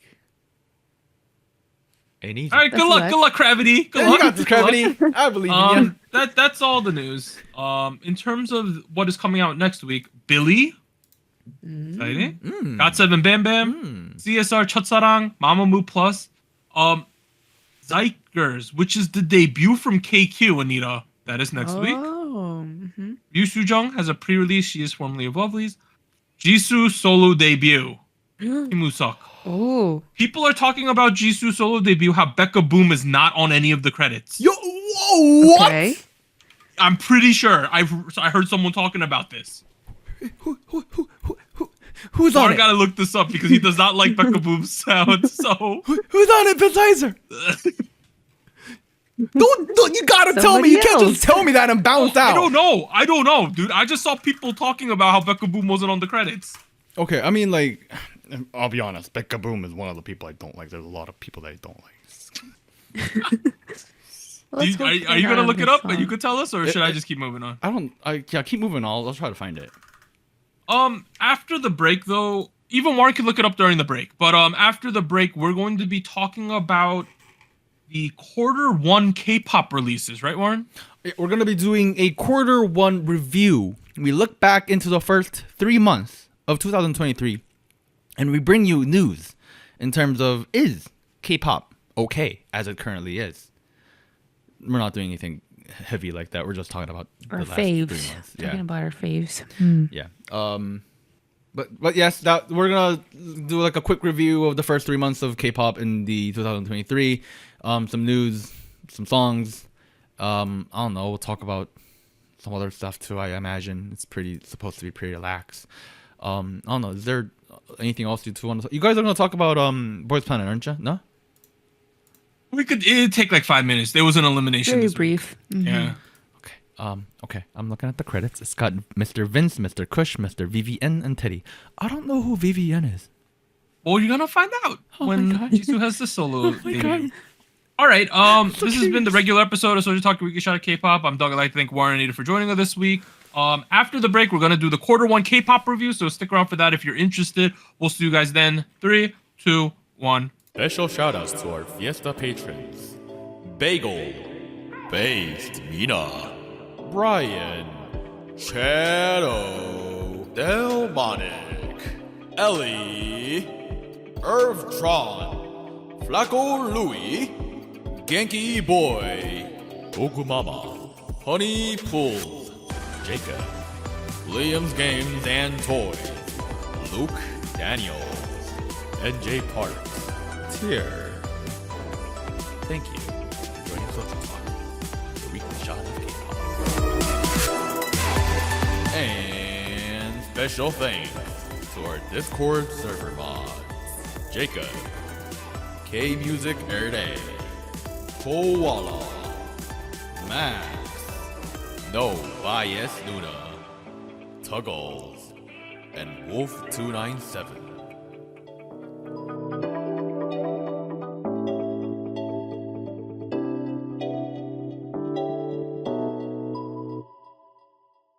All right, we're back at it. Before we do the K-pop Q1 quarterly review, Anita and I gotta react to the Boys Planet episode 8, I believe, Oh, yes. which took place this past week. We had another elimination that took place.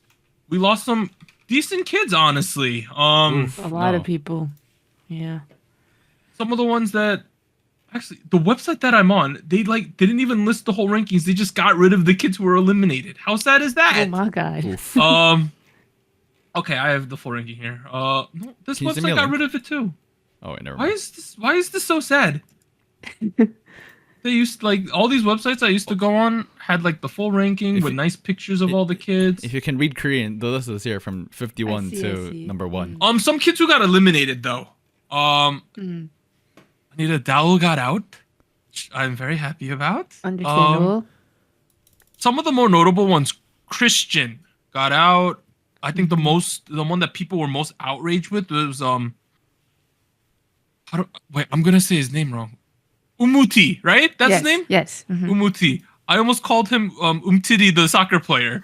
But Umuti, he got out in 34th. He had a fantastic edit in the final episode, but after the voting closed. Yeah. So what was he going to do unfortunately. there? And another notable one, Anthony, at one point was like ranked, I think he was ranked 18th before this elimination. He was and really then he got popular in out. the beginning. Yeah. It died down. And then there was other people. Oh man, now that I don't have these rankings, this is really sad for me to talk about this. One second. This website might save me. We're looking at the list. It's in Korean. I need to see it in English. Real quick. Okay, fair. Send me a link when you get to Well, that. okay. A notable thing that happened that I remember was that Yeah. a whole section, so like a group of 4 performances, right? Mhm. None of them had surviving candidates. So like full 4 groups were eliminated. Which happened in the last elimination as well. I don't know. To me, I still feel surprised when it happens because it just means like nobody from these 4 performances makes it. Like, it seems so unlikely for some reason, but that was surprising to me. And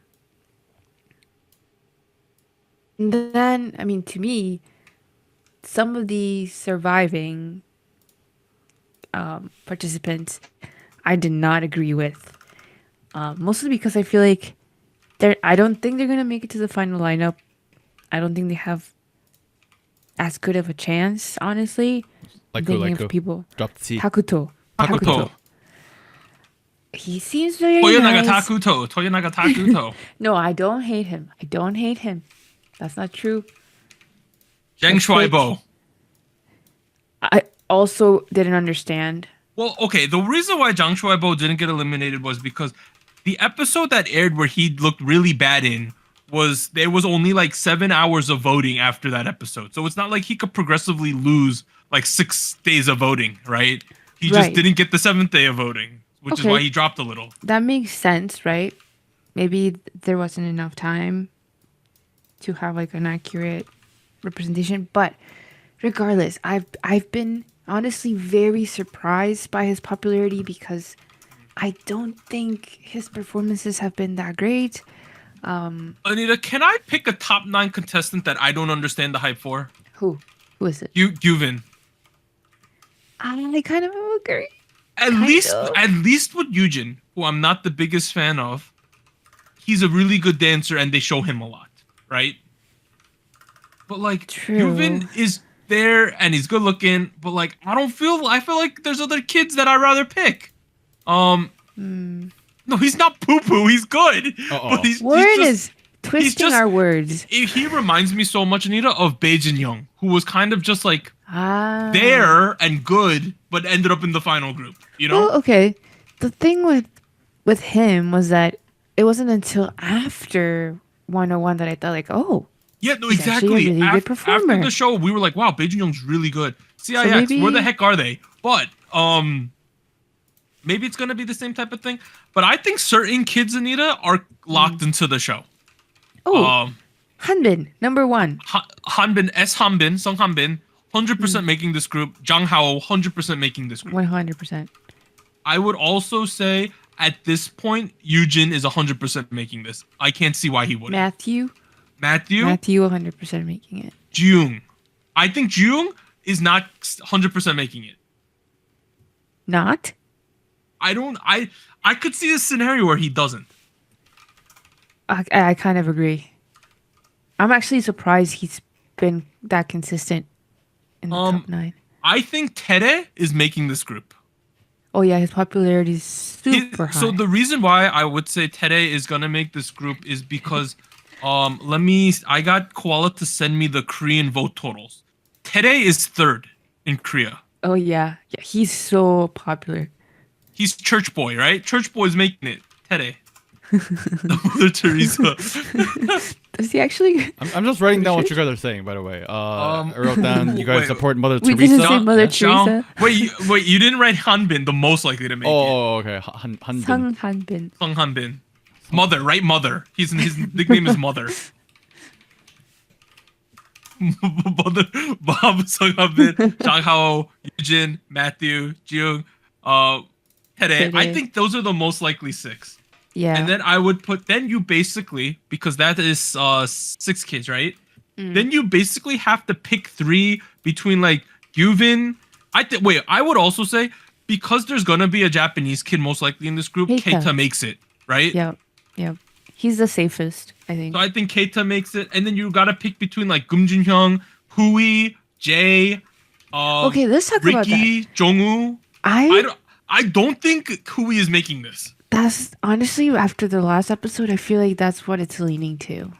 I don't think he's gonna be in the final lineup. Because in every scenario in my head where I play out the simulation, I pick other kids. Gonuk instead. I would take Gonuk instead of I wouldn't. Hui. but- I mean, technically he shouldn't, but I feel like does it not Jay? feel like doesn't What about Jay? Jay's not making it, Anita. I don't think he is. Even No. though he probably deserves to, I don't think he's making it. Yeah. I think Jongwoo is more likely than Jay. You get my logic there? Because Jongwoo just Yeah. keeps rising every single thing. And he's performed extremely well every single episode. But it's Jongwoo, Yoon Jongwoo. Is it Jongwoo or Jongwoo? Jong-woo. Yeah. Okay. That's it. Yeah, okay. No, it's Jong. That's how they Jong-woo, recognize it. Jongwoo. Yeah. Okay. I think he's likely. I think he might make it. But basically, you got to pick 3, right? Out of like those type of kids. Yeah. And I think if it was up to me, I think it's gonna end up out of those ones we wrote there, Yuvin, Keita, and I'm gonna say it's between Jongwoo or Banuk. One of the 2 makes it. This is not my ideal. Yeah, but it kind of makes sense, doesn't it? It's consistent with the voting, yeah. Yeah. I feel like one of those. I think Yuvin's the most likely out of those ones, and then I think Keita's pretty likely, and then you pretty much pick one, right? Well, Anita, And who do you think is likely besides the big boy list with Hanbin, Jang Hao, Eugene, Matthew, Jiung, and Tere? Who will be the people you pick if you don't agree with Yuvin, Keita, Gonuk, and Jongwoo? I think so. The person who's been sitting outside of the top 9, Bro, if they're sitting is- out to the top 9, you think they're gonna make it? I think it's possible because they've been getting really good edits. Are you, And no way. Are you gonna say who I think you're gonna say? Junhyuk.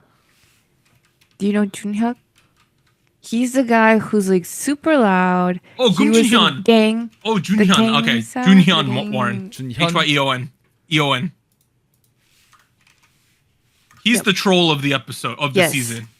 I think it's possible that he makes it somewhere because he was up for being in the top 9. He ended up in 10. So He's I- 8th in Korean votes. yeah, he's pretty popular. He's 8th in Korean votes, and Ganuk is 9th. There you go. I thought he might have a chance. Who else was I thinking of? Do you agree that Yuvin probably makes it in? Yes. Yeah. Yeah. So you're gonna pick Jun-hyung, Yuvin, and who would be your third one on our? Then Keita, right? Off of Keita, that yeah. list, it's Yeah. Keita then. Yeah. And if I had to get rid of one, Warren, if I had to guess between Gonuk and Jongwoo, I would take Gonuk. I think, Ooh, just because okay. of the amount of screen time they've given him the entire season. Right. So Dang. Doug is voting for. Well, not voting for. Doug is choosing Yuvin, Keita, Predicting. Gonuk. Anita is predicting Junhyun, Yuvin, and Keita. Oh, you guys. And then basically have we the both same- share. yeah. Read the 6 again that we think will both make. We both Mom, think- Hao, Eugene, Matthew, Jiung, and Mother And Teresa. Yeah. Yeah. Yeah. Yeah.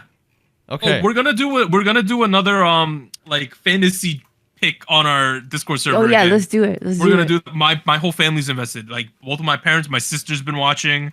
You know, Anita's been watching this. We're gonna do predictions, but we only do predictions after the second to last episode. We do for a whole when week, they actually reveal. when they reveal the lineup. the 18 that are left. Yep. So that's in 2 weeks. We're gonna do that, I believe. Oh my god. So. All right, so that's all of Boys Planet. Warren, let's do the review. Let's go. If you want to be a part of the prediction game, come join the Discord. Yes. I we have a have- Boys Planet channel. People talk like every day about the show. We So do. Yes, I check it. Also, not to be a Intel. dick about it or anything, but I have the best track record whenever I don't watch the show, so just putting that out there. You know, I don't think that's true. I think I've won. Anita's won. My Yeah. sister won Youth with You, which you guys didn't watch, but my sister won that one.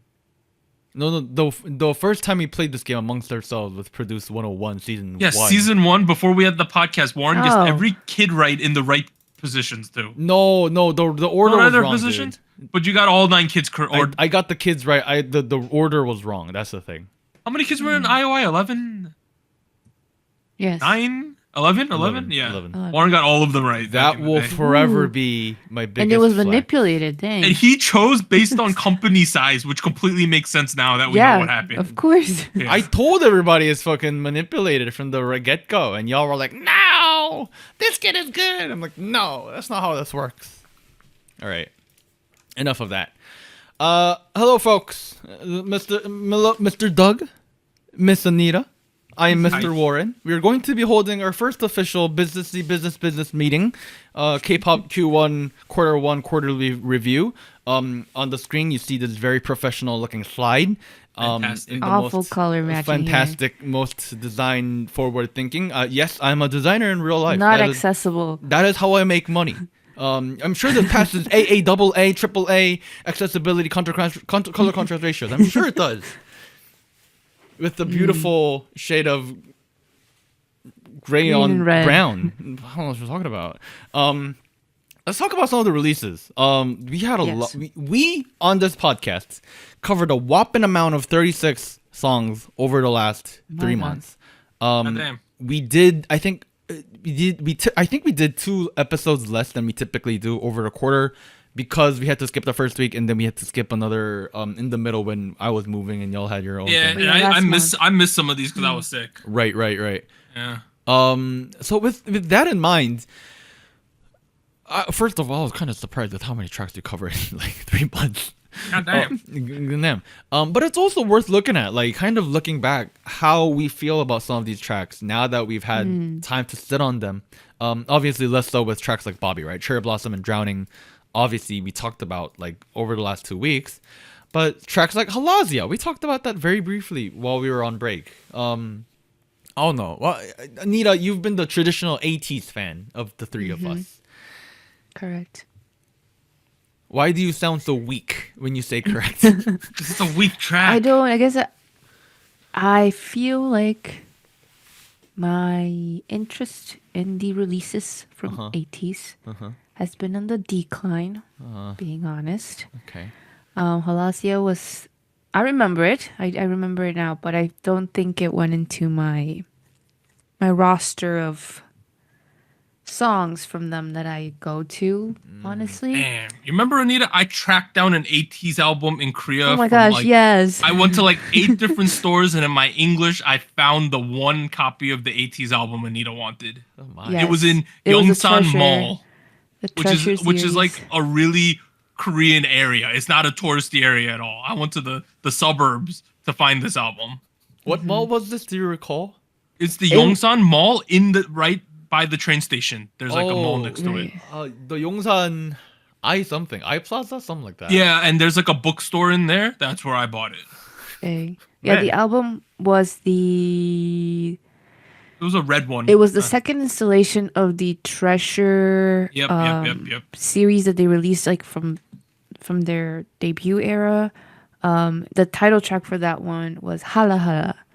I and went Say to My like Name. Say My 6 Name was different also there. K-pop stores, and there's Which are bangers. Good title tracks. found it though.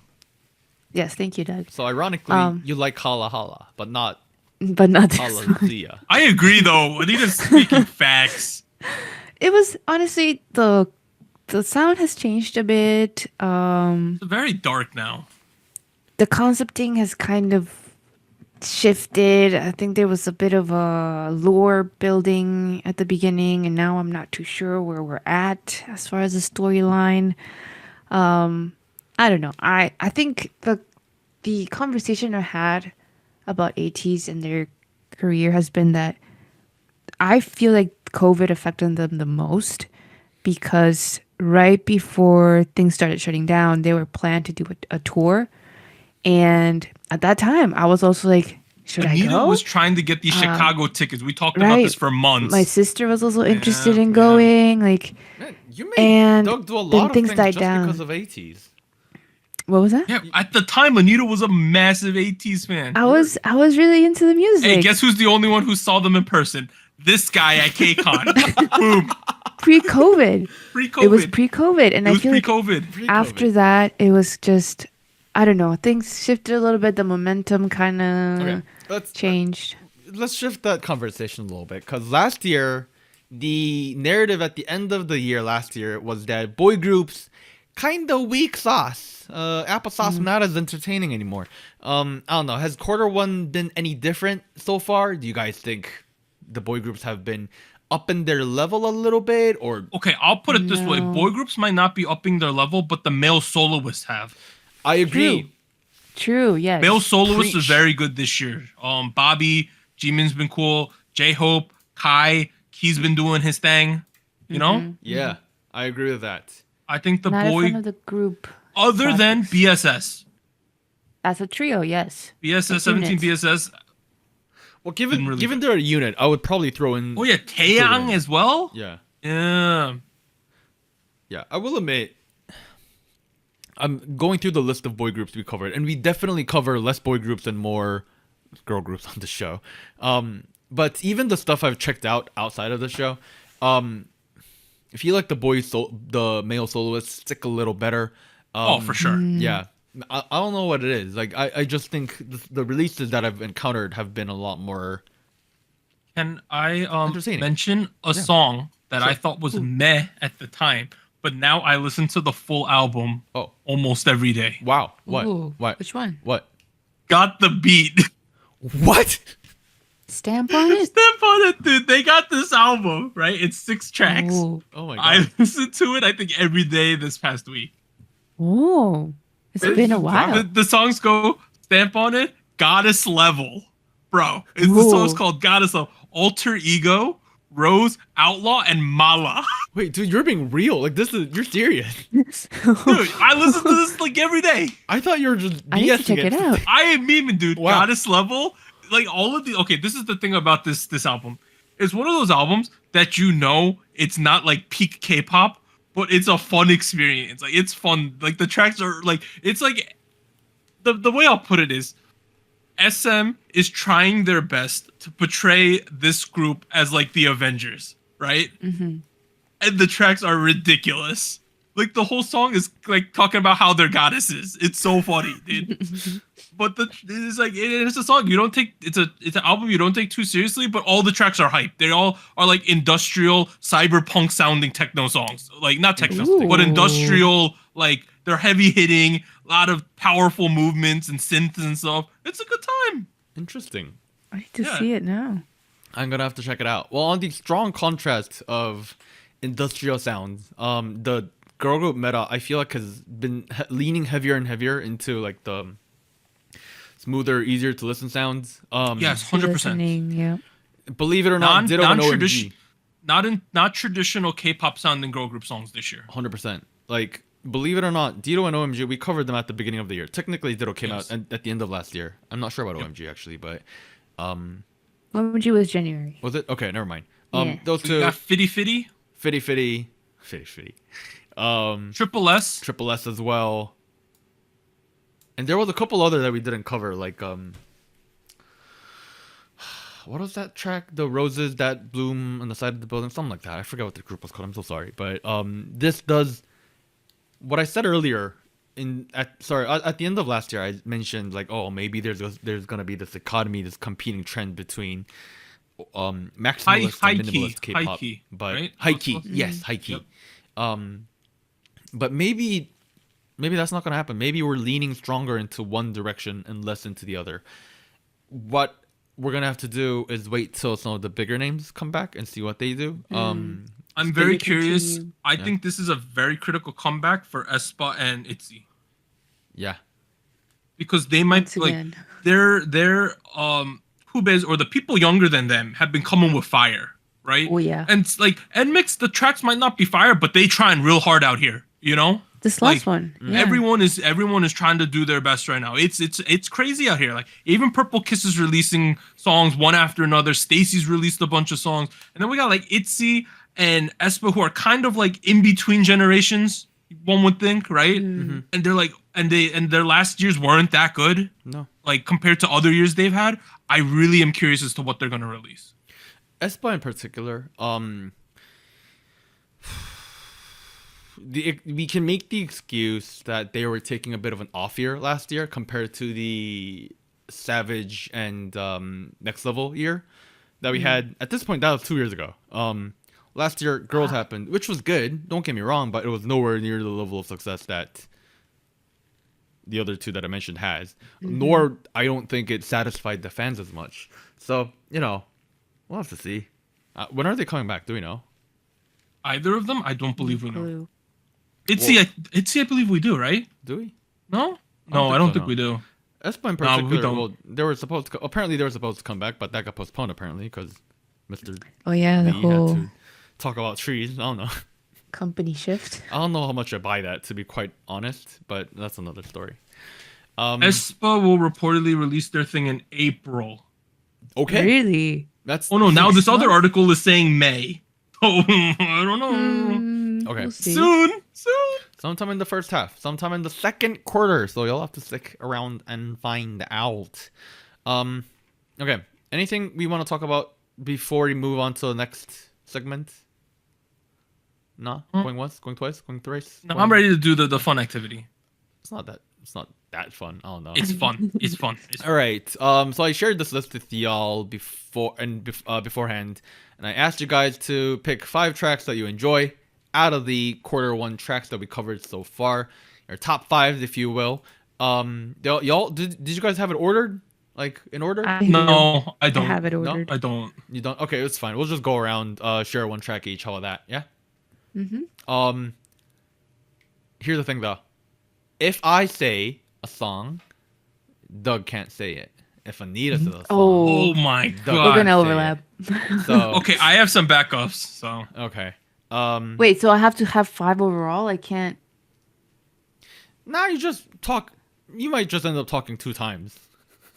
Oh, dang. Okay. I don't know. I didn't really plan this out. Let's just talk about these songs, right? Anyways, Doug, do you want to begin? What's one of your favorite top 5 songs of the year so far? well, I'm gonna pick New Jeans. No. OMG. Okay. That's a good one. Number 1 on my list. Is it also number 1 on your list, Anita? Wow. Yes. Of course. It's 1 or 2 on my list. If I had to make a list. It's very obvious, but why do you like OMG so much, Douglas? It's not only just the music. It's the experience with the music videos. Weird. I still don't understand it Very meta. because I'm not like smart enough. Because that one girl said she's an iPhone, but Honey. it's just a song that is so different than what I would traditionally like in K-pop. But in the weirdest way, it works perfectly. With the dancing, the like gorilla move into the wheelbarrow move makes no sense, but it works. Into the headache move starts it, right? Like The dizzy move. Yeah. it's crazy what's going on, but it somehow works in the most perfect way. And it's just like a weird sound, but it's a good sound. One thing I didn't know that I do now know is that the director of OMG, Mr. Shinozaka of Dolphiner Studios Films, is a fellow Gunner and an Arsenal fan. So, come on, you're gonna. Yeah. All right, Anita, what is one song that you enjoyed in the first quarter of 2023? Okay, I think the song counts because it was on the list, but New Jeans Ditto. Oh, Oh. whoa, Oh, fantastic, we like New Jeans. What a surprise! fantastic. Honestly, I think I mentioned this in previous recordings, but I kind of came around to it a bit more. OMG is still number one between the two, but the difference is a lot smaller now. I don't know. I feel like it's such a interesting concept that they did in the music video as well. And like we mentioned earlier, I don't think this was meant to be like the big hit, but I think that's what made it so natural and easy to gravitate to for the general audience. So I'm not surprised that it got really popular. I have like very distinct memories about Ditto. I woke up in the middle of the night to watch it because I fell asleep early. I was in Korea, by the way. I was actually in a hotel in Jeju-do. My friend was asleep. We were like very tired from something. I forget what. Oh yeah. Yeah. I woke up. I went to take a shit and I played it on my phone. Good shit. Oh my god. Okay. Okay. Pick a song, Warren. All right. I'm choosing Rover by Kai because I feel like God you damn two are it. gonna choose that one. Rover, even though it's not on my Spice chart anymore, I'm still having a lot of fun with it. It's a really cool music video. Good. Really banging. This Afrobeat, boom pa boom pa kind of beat. This, Kai sells it really well with this R&B-esque, pop-esque take on it. Is it a bit of I just purchased another song, I'm just covering it? Kind of, yeah. But at the same time, it does have that SM flavor to it, and I do feel like there's a little bit of symbolic meaning that's being held here as well, because like we mentioned several times throughout today's episode and last week's, it is probably going to be the last pure SM in-house production, well, not really in-house, but SM production kind of sound. It is the mark of an end of an era. Shoutouts to EXO, shoutouts to Kai, shoutouts to the name of the girl that originally sang Rover. I forget your name. I'm so sorry. Yeah, I don't know. You guys got anything to add about Rover? Good song. Great song. Really good song. Yeah. Also on my list. I'm gonna choose 50-50 Cupid. Ooh. That's a bit of a surprise. Nice. What do you like about it, Doug? Easy listening. Yes. And I think it summarizes a lot of my feelings about the industry at the moment. Ooh. Do you I've said it many times where I think that small companies can do well these days. I think the quality of music in K-pop as a whole, the floor, I talk a lot about floors and ceilings in terms of expectations. The floor of K-pop now is astronomically high as to what small companies can do, when back in the day it wasn't. And I think 50-50 attests to that. It feels like the indie-ification of pop music in Korea a little bit. Oh. Yeah. It's Yes. saving the genre a little bit, I think. Oh, okay. That's a bit of a hot take. I'm not gonna lie. Saving the genre for the Korean public. Better way. Oh, for the The Korean appeal. public isn't really listening to Cupid, though, is it? Are they? I don't know, but I feel like there's now more of a general public-friendly sound instead of being heavily K-pop based. I do think at a certain point, K-pop started sounding like who can be the most, who can do the coolest amount of tricks in this circus The most race. in general. Exactly. Yeah. And we've kind of stepped back a little bit and started asking ourselves, what's good music and what's good music videos, and what does it mean to have a good time? There's a testament to that. I need to pick a song. My next one is going to be Twice? Fighting. Oh, 17. BSS. I was gonna pick BSS. that one next round. Oh, dude. Yeah, that's a great song. Yes. I don't know. I still really enjoy it. I'm so glad that they decided to go with this unit because I feel like it was already there. They just were not official. So I'm glad they had a chance to work together and promote officially. Yeah, I think it was a great song, great performance. Love the live stages. Very fun. Cool. I feel like there's too clear of there's a huge pattern in terms of what we're picking here, but I'm just going to do it anyways because I know either one of you are going to if I don't do it now. And that's Triple S by Rising. I wasn't gonna pick it. Oh, no? Really? Oh, shit. That was a runner-up for me. God dang it. Okay. I should have waited. Rising by Triple S does follow that larger trend a little bit that we keep talking about. But on the other hand, I do definitely feel like it's a different aesthetic, a different attitude, a different mood, if you will. One that kind of proves that this isn't just a one wonder pony. What's the word? One trick pony. One trick pony in terms of being a genre or an aesthetic. It's more about what a tone might sound like, and it's also proof that Mr. Song Byung-gi might still know what he's doing with making music, which is kind of what I'm excited about with the 4 members of Luna signing under Madhouse. We're not done yet. They're not done yet, so we'll see what happens. Right. But yeah, not enough of Luna. Triple S, Rising, good crap. I would like to listen to more of music like this, please. Thank you very much. I appreciate it. It's coming, right? Crystallize. Crystallize. We'll see what Crystallize has to offer. I'm assuming that's a little different from the other unit that debuted earlier or last year. So, What is this? My third choice? Hit me with Set Me Free. Oh, you took mine. the one with Jimin or one with Twice? Twice. Okay. This is the song that got me re-interested in Twice, and I've been watching behind-the-scenes content because Really? of the song. And I hadn't for a couple of years. Have you seen their 인간극장 thing, Human Theater? I think I have. The one where they run away and drink beer? Oh, I have seen that. Yes, Yeah, good that was times. It was kind of funny. It's remember- interesting now that they're like adults and the rules don't apply as like the K-pop agency rules don't apply to them as much. Oh, It's- yeah. It's interesting watching them now because they have more developed personalities because they don't have to conform as much anymore. It's fun to see that. You know, at a certain point, remember like one thing you and I used to say? I don't know if any of you used to be a part of this conversation, but we used to like look at Twice and be like, they're just not cool anymore. Like it doesn't feel genuine anymore. We said that a couple times amongst each other. You know what I mean? Yes. Yeah. Yes.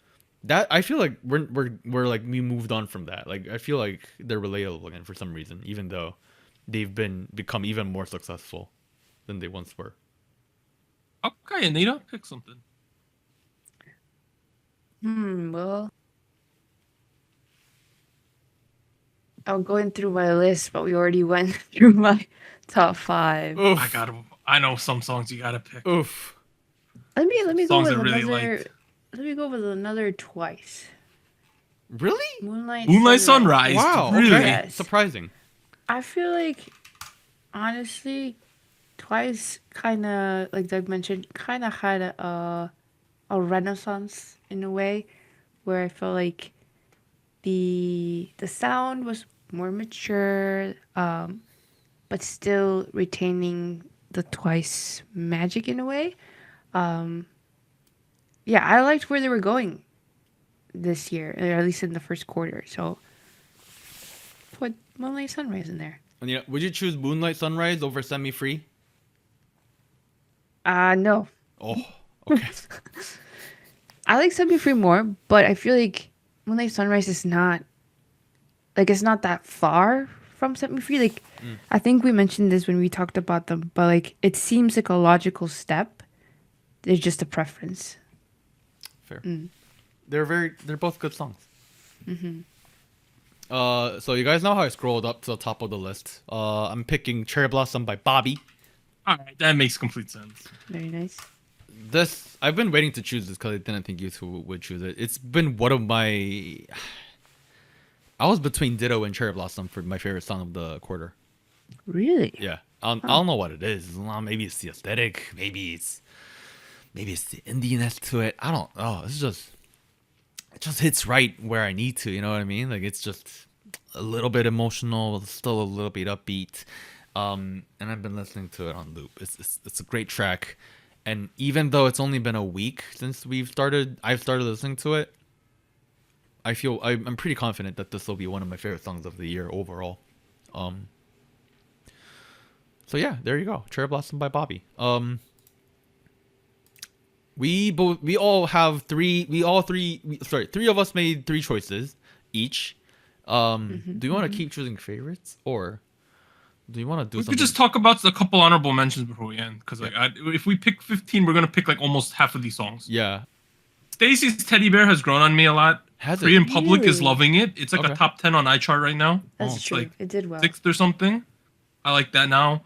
I think the Yena song Love War is very underrated. Oh yeah. Yes. Yeah. It's a good Yeah, song yeah. right there. Additionally, let's see. Let me go through this in my head real quick. I have two real quick honorable mentions. Okay, yeah. Sweet Juice by Purple Vibe. Kiss. Oh, Oh. Sweet Juice! I think that's been my favorite Purple Kiss track of Oh, wow. their entire discography. I think it's pretty fun and like pretty indicative of what they want to do. Yet I feel like it's the most complete, like most comprehensive in terms of what they've done so far. So I think that's really cool. I know, Doug, you have the Selected. Is that also one of your favorite tracks of the? Oh no. Okay, TXT's Sugar Rush Ride has grown on me a little bit. Really? Yeah, You hated the chorus, I believe, right? At one point? Give me more. And it's been one of those things where like I still don't like it, but I still get like it's weird enjoyment out of it, if that makes any sense. I don't know. I have mixed feelings about TXT overall at this point, where the stuff I like from them, I really like. Some of the stuff I don't like from them, I really don't like. This is exactly in the middle. So we'll have to see where they go after this. And you got any honorable mentions? Honorable mentions. I was looking at NCT127. Ayo. Hey, yo. It's not bad. That's a good track. It's not bad. I think it grew on me a little bit more. How did that song go again? It's the one with the really good beat. I don't know. You said you liked the beat at the time. Hey yo. Dun, dun, dun, dun, dun, hey yo. Sorry, that's a different song. That's Kick It. Let's kick it, yeah. No, I thought this time around I felt like Hey, yo. That one. that one. That one. It's that one. I'm sorry. This time around I wasn't into the title track as much. I kind of liked their B-side a little bit more. I think it was DJ, something like that. DJ Khaled. Sorry.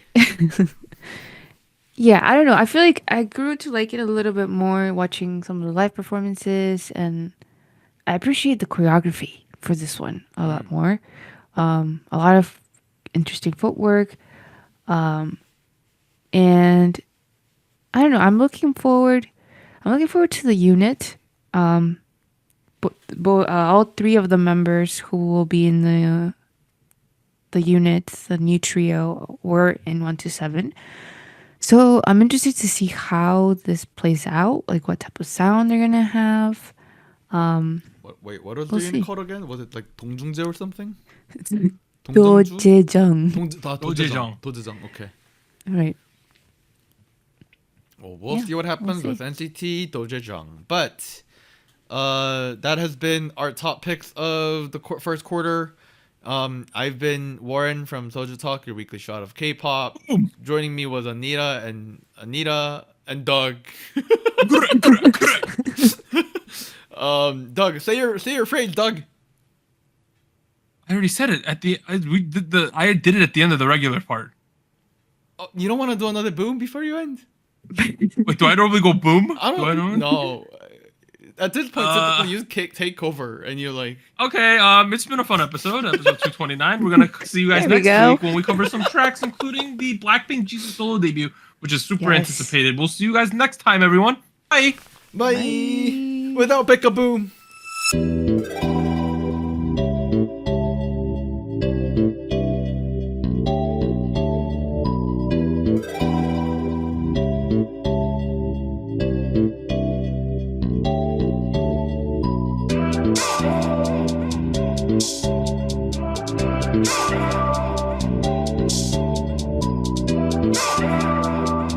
back.